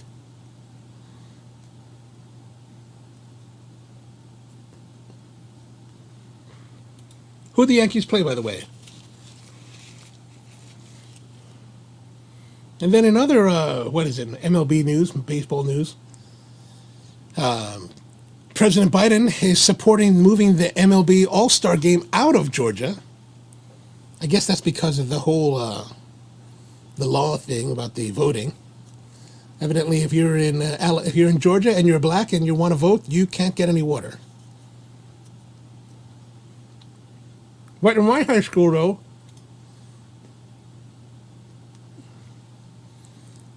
and the Yankees lost to Toronto. I don't know. I'm not really that. But in our world, in my high school, evidently one of our graduates, I don't know what year he is, but one of our alumni actually made it to this year's roster for the Baltimore Orioles. So a lot of my classmates are pretty excited about that. Lost to the Blue Jays 3-2. 3-2. Lots of New Yorkers are upset right now. Also, if you got the vaccine and you're getting side effects, they were saying today in the news that that's a good thing. So if you're got the vaccine and you're feeling ill and you're feeling like whatever, that's a positive thing because it means that the vaccine is working. I know that maybe that's not much comfort if you're feeling it, but hopefully it'll go away in within 24 hours or 48 hours and you'll be fine and well protected from this point. And then you can also come down to Weasel Fest in Texas.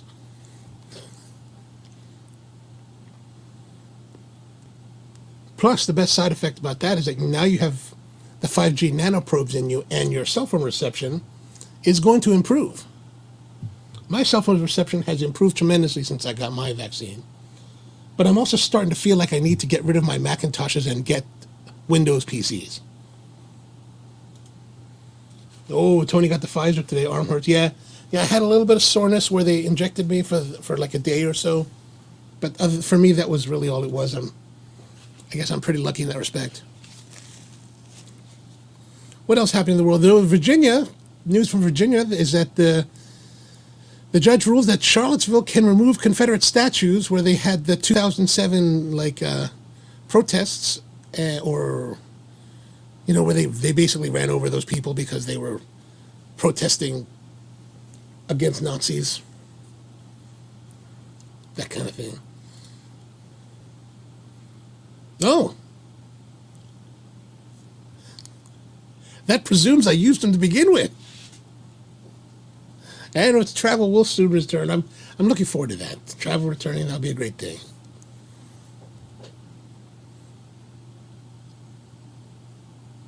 Also, the FBI reports that background checks for gun purchases has been soaring ever since they had the mass shootings. So people get killed, mass shootings, and gun sales are going up. And evidently they're going up even more than they had been before. Evidently from what I was reading, these are unprecedented times for gun sales. Gun manufacturers just can't keep up.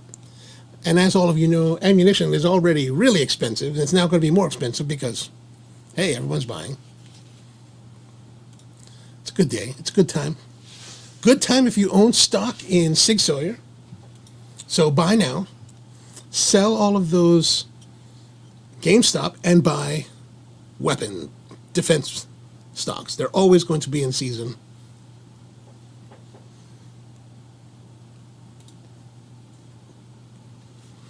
Oh, that's good. That's good. Now that domestic, that 15-day quarantine, well, that was just for people arriving at the airports, right? Because I know some of my guests. One of my customers has been to New York twice. Just took the bus up or took the train up, and he just kind of hung out there for a few days and came back and never did the quarantine. But it'd be nice to go back to New York. I really would like to see New York as an empty city. That to me just seems like a fascinating kind of thing to have seen.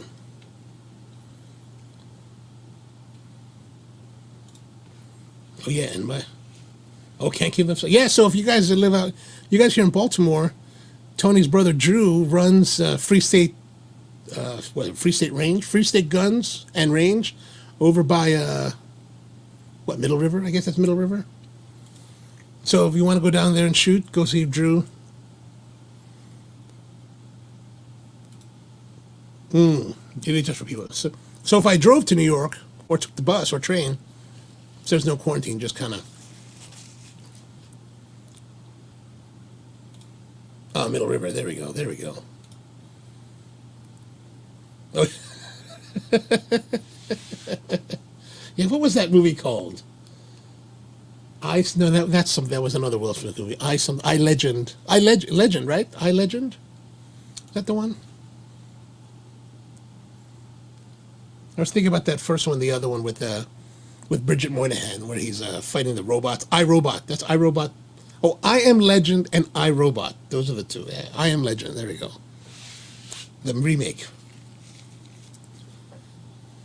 And then the news from Florida, and I just don't know why it is, but Florida seems to have the most unique news ever in our total nation. Oh, I Am Legend. There we go. I Am Legend. There we go. All right. I Am Legend. We know Tony's always going to have the answers. And iRobot. There we go. So evidently this guy, this police detective, was found guilty of murdering his chief of police. So evidently they went to a police convention somewhere. I'm not really sure where it was anymore. But they went to a police convention together. They were roomies. And somehow along the way, this detective kills his chief in the room. Man, these Florida people, man, they're just crazy. Crazy. So Buddy went to New York City by way of car, had a COVID test 3 days out before arriving. Oh, okay. Oh, interesting. I guess that's all done now. So you go back to New York and no problem.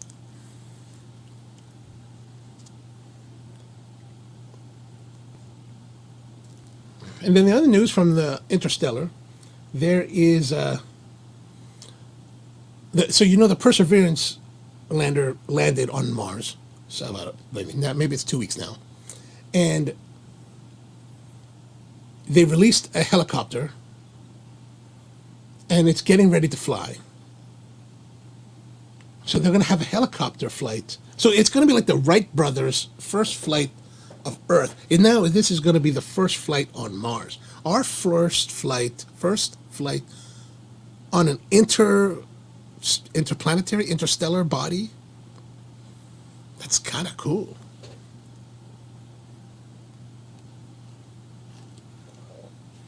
Makes me wonder if the FAA, they have to file flight plans with the FAA like drone owners do.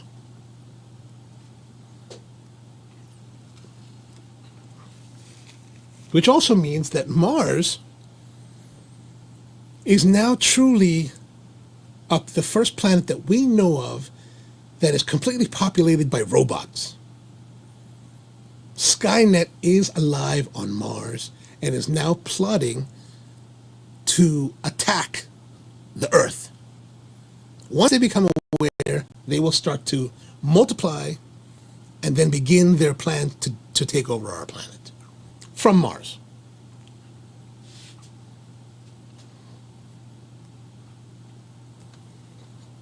I got that from website MAnon, Mars Anon. You heard it here first. Is this SpaceX? No. We're talking about NASA. This is NASA landed the Perseverance, and now they've released a helicopter, and this helicopter is going to take off. It's like a twin floor blade helicopter. They're double stacked rotors, right? They're not the drone style. They're double stacked, and it's going to fly around and I don't know, bomb whoever they find out there. Maybe they're going to bomb the Chinese lander. That would be something. Speaking of which, bombing landers on other planets. I don't know if you guys watch that show, For All Mankind.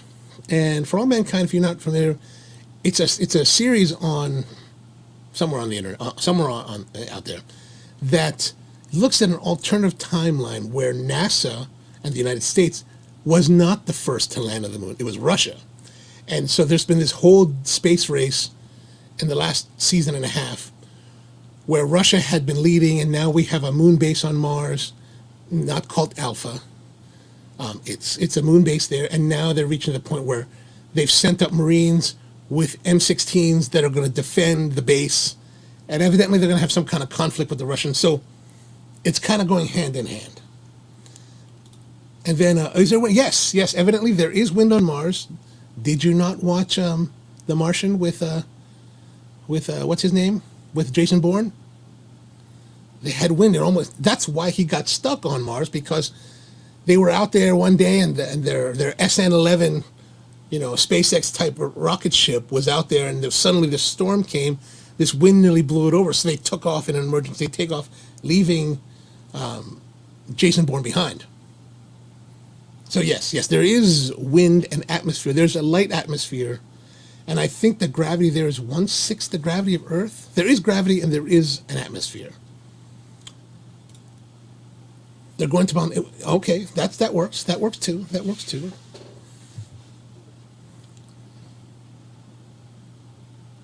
Or maybe this is actually the precursor to the UN attacking the MCRN, the Mars Congressional Republican Navy. Huh? Expanse? You know what I'm saying? Yeah, exactly. It's kind of interesting.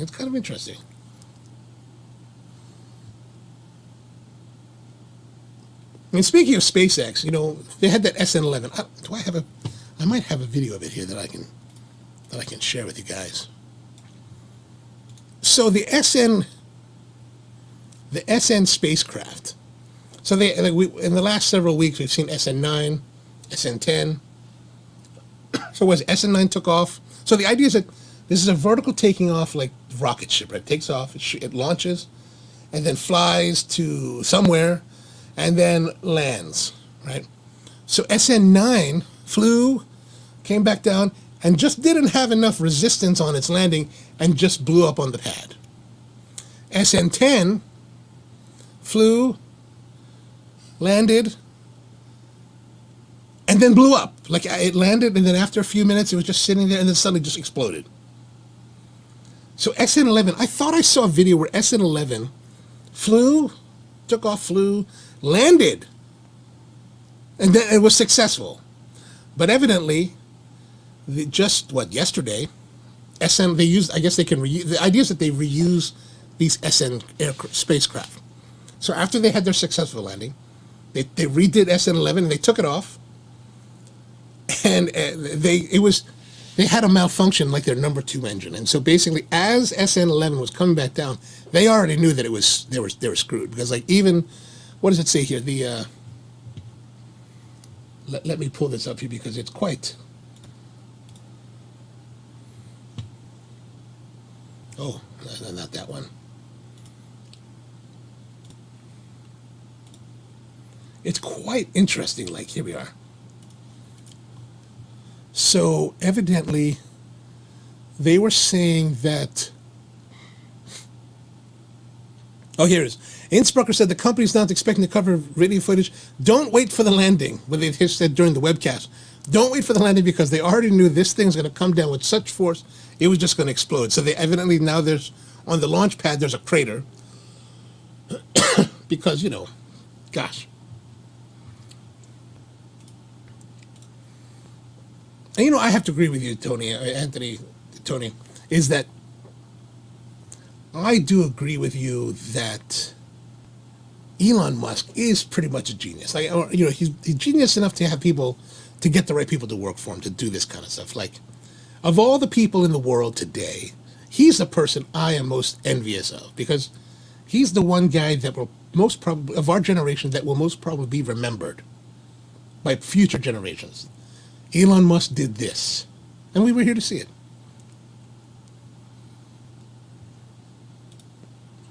And so Tony says he bought 40 shares of Tesla, waiting to reach. Oh, well, hopefully you get a big flat when you get one of those. Not surprising to keep blowing up. But he did land it. He did land that one, the SN11, the last flight. I mean, it's really, I gotta say, to me, it's super impressive. Like, the first time they landed the booster rockets in tandem, man, that was like, I was like blown away. It was like, wow, it's straight out of the movie, straight out of science fiction.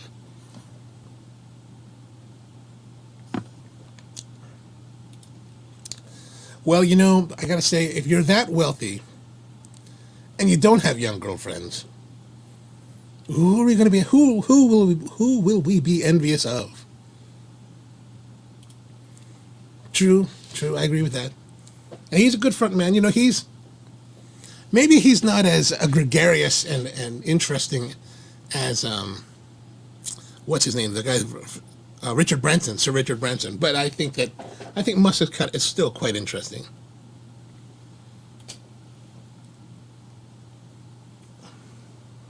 So our cigar is still rolling. Let me close the screen here. Smoking nicely. It's been pretty static. It's got a good amount of flavor. It's still that kind of peppery. The dryness, I don't know if it's because I've been drinking more, but the dryness seems to be mitigated.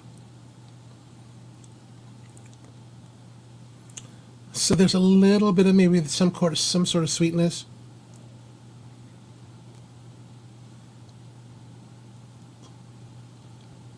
The draw's a little bit tight, but I kind of, like I said before, I would like to be, like, there is part of me that was like tempted to like use and cut it here just to like see if it would loosen it up and really let the flow happen.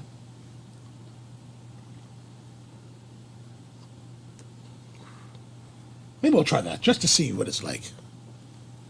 I'm going to cut it right where the candela is, right? That should give us a nice, there we go. We'll see how that turns out.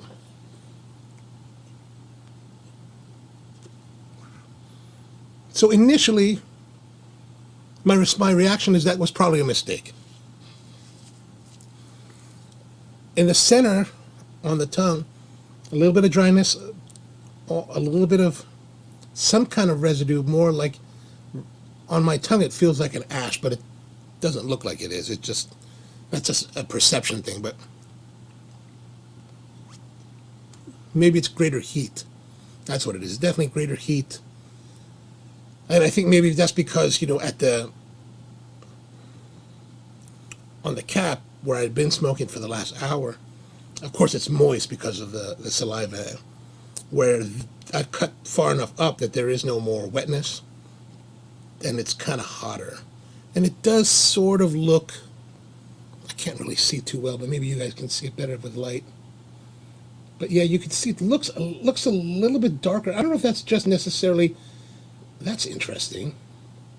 You can kind of see maybe that's just the different fillers. So a darker filler on the center, though. I was thinking initially that maybe that's kind of maybe more burnt, like more ashy, but maybe that's just the darker, I guess maybe like a Ligero or just a darker tobacco.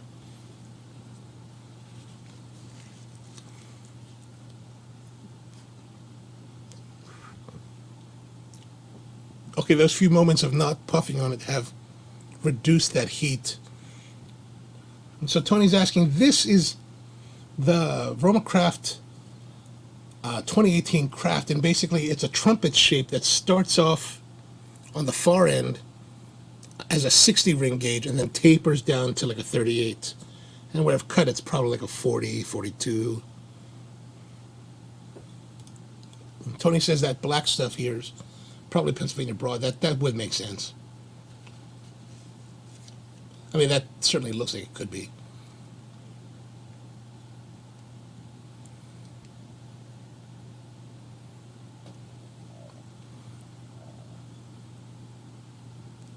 The interesting thing with this broadleaf, over the, I guess it's 5 years now, must be, has really kind of made an emergence into premium cigars, and I think it's brought a really interesting dimension to the cigars.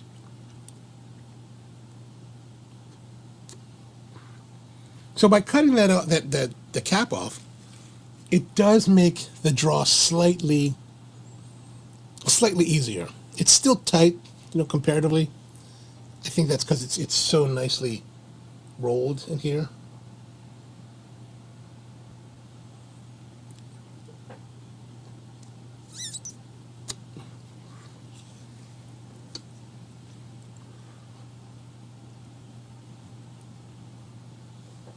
But it's nice. It's nice. It's been good.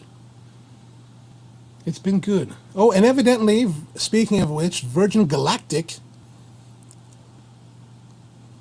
has unveiled its mirror-coated space plane, which what they're calling Starship 3. I'll pull that up too so you guys see that. There's an interesting thing to see here, especially if you're familiar with the SN models from SpaceX, because they kind of look similar. Look at that.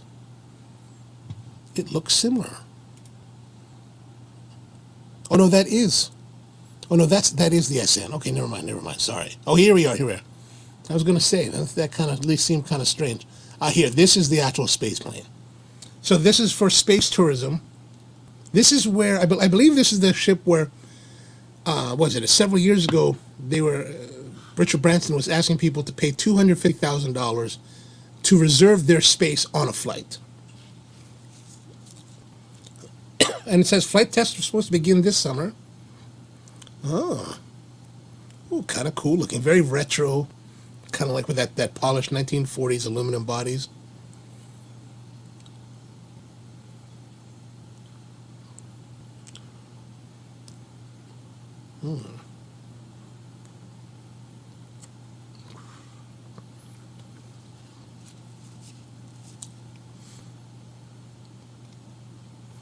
So they're expecting to begin full commercial operations this year.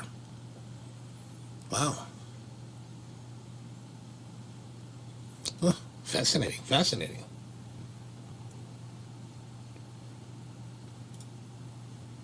So, you heard it here first. Time to fly with Virgin Galactic. So Brian's talking about dehydrated plantains covered in chocolate. Oh, nice. How are they, Brian? Tell us some of your tasting notes for these dehydrated plantains.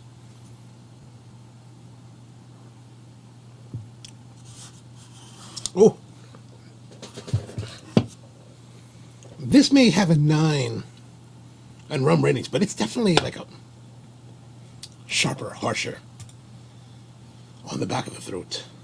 I like smoother, a little bit sweeter rums.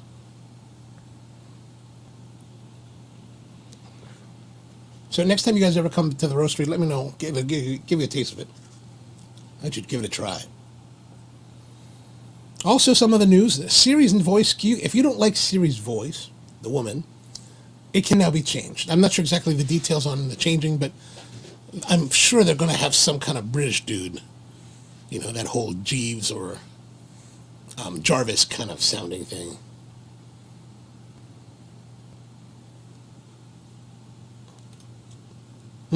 Brian says the plantains are awesome. Good, good. And then back to the Virgin Galactic says that, but it can land, so not a $250,000 field. I think $250,000 though is only the deposit. I think it's much more to actually, you know, you pay your reservation fee and then you have to pay more. I'm not sure exactly how much though.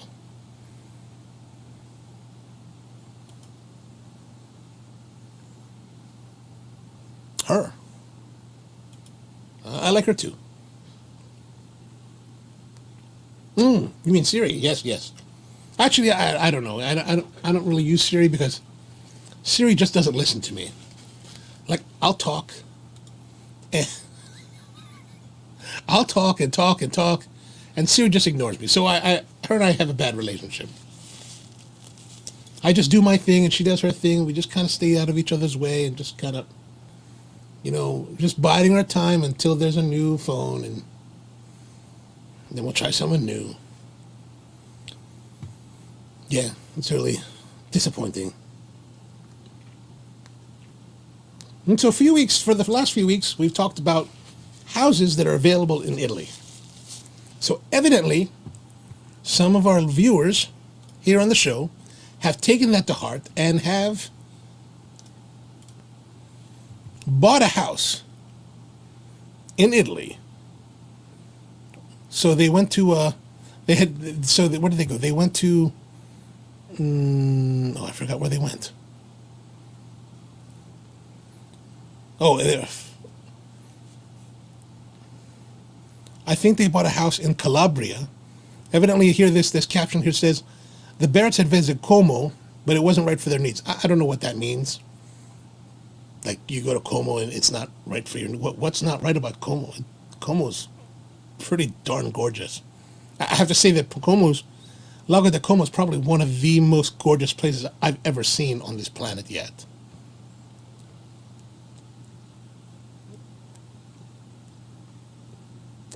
Oh, they didn't buy the $1 home. So they're probably rich. Oh, here they are. Yeah, before and then, 1987. And they went to Amantea. Okay, that's not their house.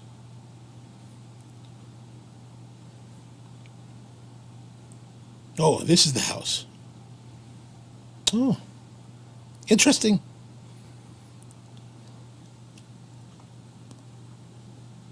So they bought it from the internet.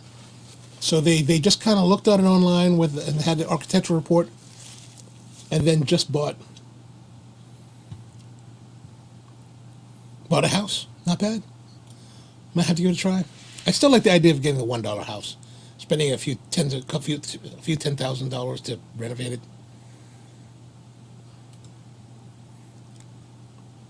Oh yeah. Back to the SpaceX. Back to the Virgin Galactic. Yeah, it's not cheap to go to space. And then Siri's always trying to.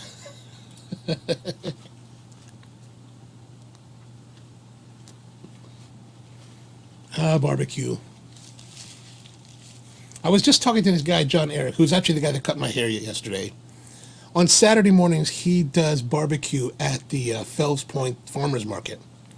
And it sounds pretty interesting. Like, he only does pulled pork. Basically, I guess he's taking pork butt, pork shoulder, smoking it in a manner similar to the Carolinas, where they're just kind of using embers and coals as a heat source rather than as a flavoring ingredient. And then he also makes a brisket, the Texas Hill Country style. And, you know, we're talking to him about the different barbecue joints around here, like Mission Barbecue and Andy Nelson's, as well as Woodrow's. You know, trying to get a feel for his style. And Tony, you'll be glad to know he also is a big believer in the peach paper.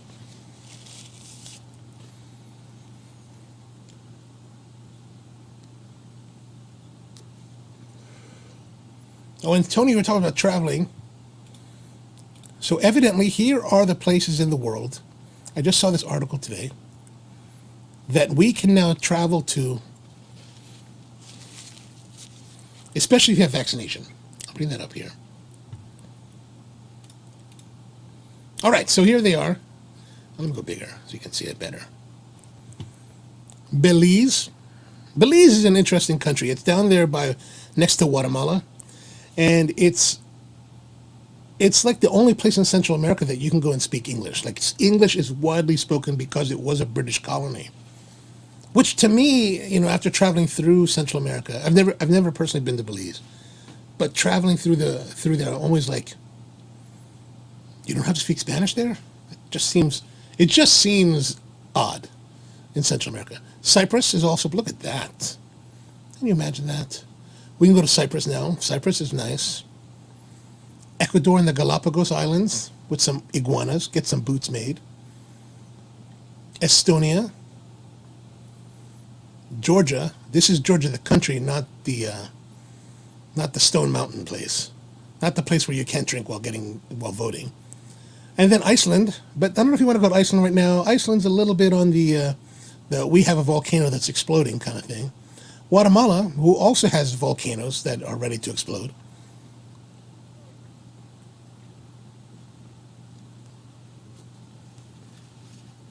I still need to go to Guatemala. I've only been to the airport in Guatemala City, and it's strangely enough, I tend to run into friends at the airport there.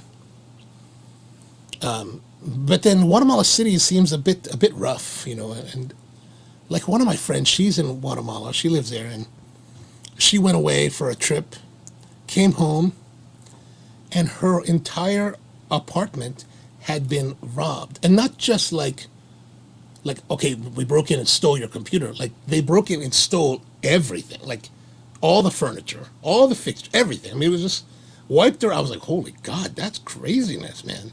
Crazy. So Madeira in Portugal is also available. They're accepting vaccinated visitors. Poland, we can also go to Poland, get some good kielbasa. Romania, if you like dark-haired women, Romania seems to be a good place to go. The Seychelles, now that's probably the place I would like to go, Seychelles. It's just beautifully exotic. So yeah, that's what you should check out there. And then Brian wants to know, Bud, what was the barbecue place that you guys dined at? Yeah, I'd like to know what that is. So I'm always looking for good barbecue around here. And Tony says that peach paper is game-changing.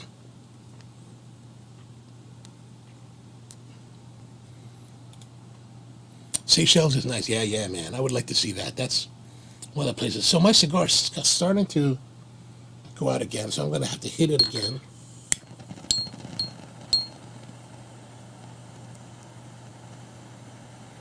You know, so far, you know, I'm well into the last third, and it's smoking quite well.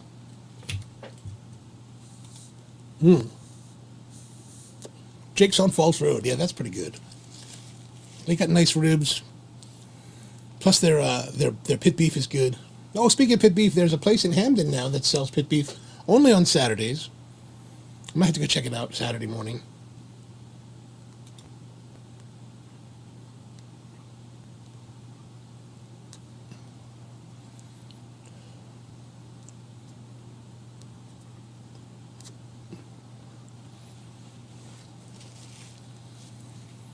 Oh, man. What else we got going on here? So have you guys been doing with the, you've been following much shows lately? I've been doing the, did you guys see that the Falcon Winter Soldier? I saw that recently. There's 2 episodes now. and it's pretty good. I mean, I'm enjoying it. There's evidently the storyline is that there's some kind of terrorist organization that is stealing vaccines. So I'm not sure exactly what's happening in their world, but evidently there's some kind of pandemic going on as well. And these terrorists have been stealing vaccines, and it's being led by the girl who was I guess the founder of the rebellion in the Solo movie, the Han Solo movie, the redhead girl with the freckles. I don't know if you remember her. She had the mask on. She didn't say anything at all in Solo, and when you first see her as the terrorist in Falcon and Winter Soldier, she's like, still again not saying anything, and I started to wonder, like, okay, they're using this girl again. Are they ever going to let her speak? But finally, she does speak, so that's good. She finally got to have a speaking role in a big production.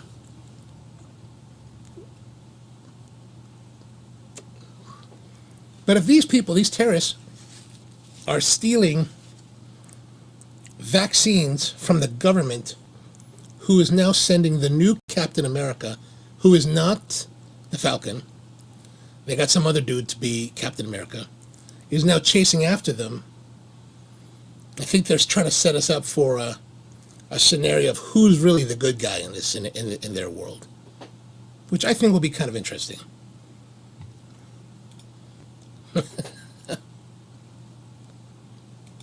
Don't worry, Brian, I'm not giving you any spoilers.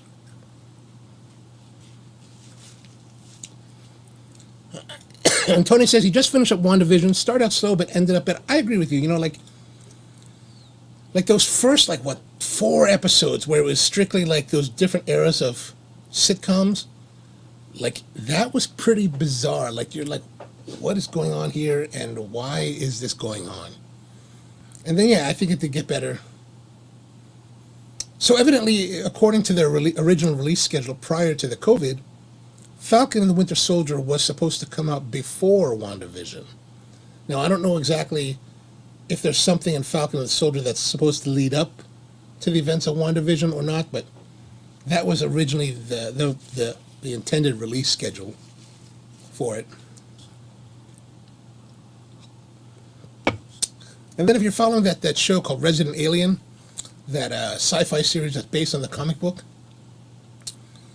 that's been kind of interesting, and now we finally reached the season's almost over. Like this week is the last episode, so I'm interested to see that.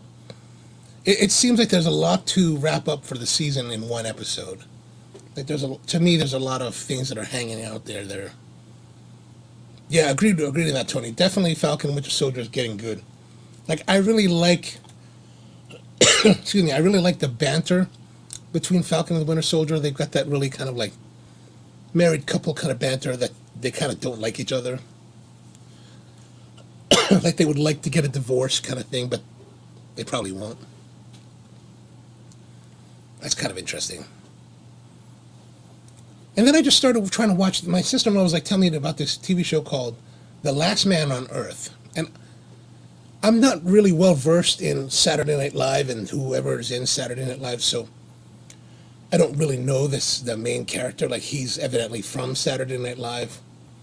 But I guess the scenario is that there's been some kind of event on the planet where he is the last man left on the planet. Like it starts off where he's in a bus and he's from Tucson. He drives all across America in this bus, like a big, camper bus.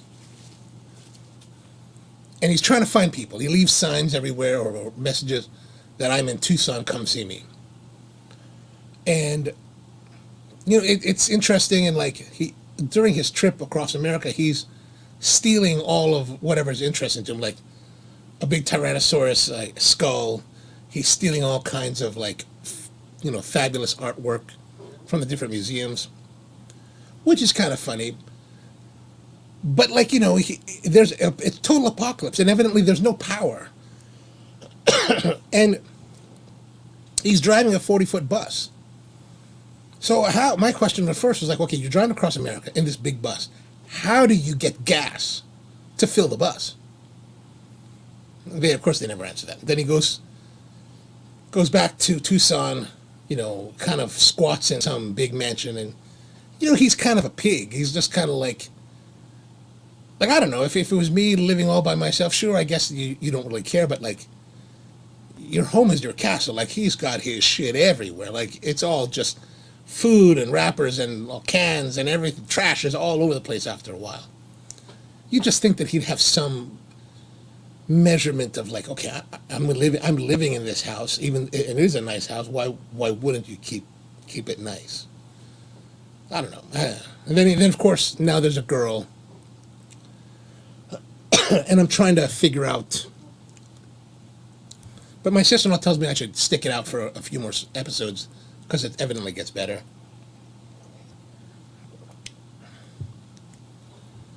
So that's kind of what I've been watching. And then what else? I tried watching that show called The Flight Attendant, the one with Kaylee Cuoco from The Big Bang Theory. And evidently she's this international flight attendant for some big airline, and she's flying and living a wild life and hooking up with guys and all that, which is fine. And she goes to Bangkok, Thailand, meets some guy in her first class cabin and hooks up with him, and somehow he gets murdered in their bed. And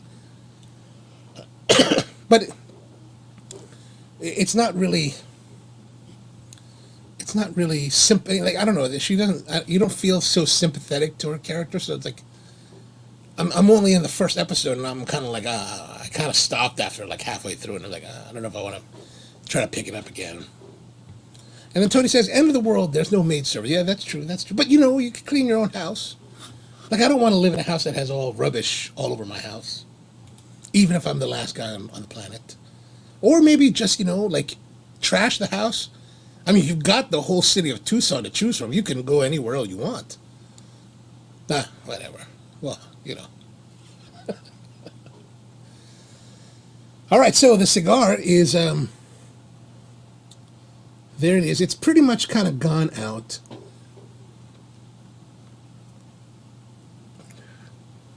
There's a little bit of fire to it. But I guess we'll end it there. And, of course, the big question that we always ask is, would I buy this again?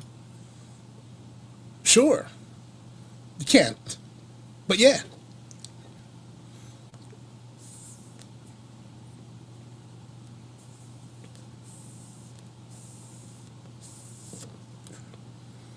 It's enjoyable. Of the crafts, though, I do think that the 2013 is still my favorite. That one, the flavors in that one just really meld well with me. I'm under some level of suspicion that the blend in the 2013 craft is similar to the Intemperance line. I'm under that impression because I have a affinity for that one and an affinity for these. So I don't know if that's true or not. If Mike's out there still, maybe he can chime in on that. All right, right on. All right, so I guess that's going to be it for this week. Thank you for tuning in. We're going to return again on April 8th with the Drunk Chicken Original Gordo. And I know we've been talking for the last few weeks about that Aganorsa thing. And so for those of you who haven't heard yet, we're going to be doing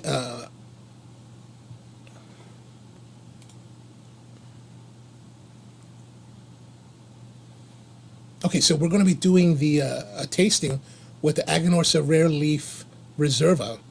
And then we're also, so Michael King, who's the regional broker for Aganorsa in our region, is going to be joining us on the show remotely. And we're going to be smoking the Rare Leaf Reserva. And he's also got these two vitolas, these tasting vitolas, of the two different tobaccos that basically Aganorsa built their empire on. And so these are two types of visos. There's a Jalapa and an Esteli. We're going to be smoking these and smoking the Rare Leaf tobacco. And Mike's going to lead us on a journey through that. And that's now set for April 29th. And Rahul at Tobacco Leaf is going to have a pack for you that's going to be $15 for the pack. So if you go down to Rahul's and pick it up, we're going to order it from him, pick it up, and then for $15, or he'll ship it out to you anywhere in the country for 23 total. So the extra $8 will cover the shipping and handling for the cigars. So do call up Raul. I'll have the phone number in the show notes below when we're finished, and you can look that up. And so that'll be April 29th for sure now. And so for the next week we'll be doing Drunk Chicken Original Gordo, then the Tres Lindas Cubanas La Mulata Toro.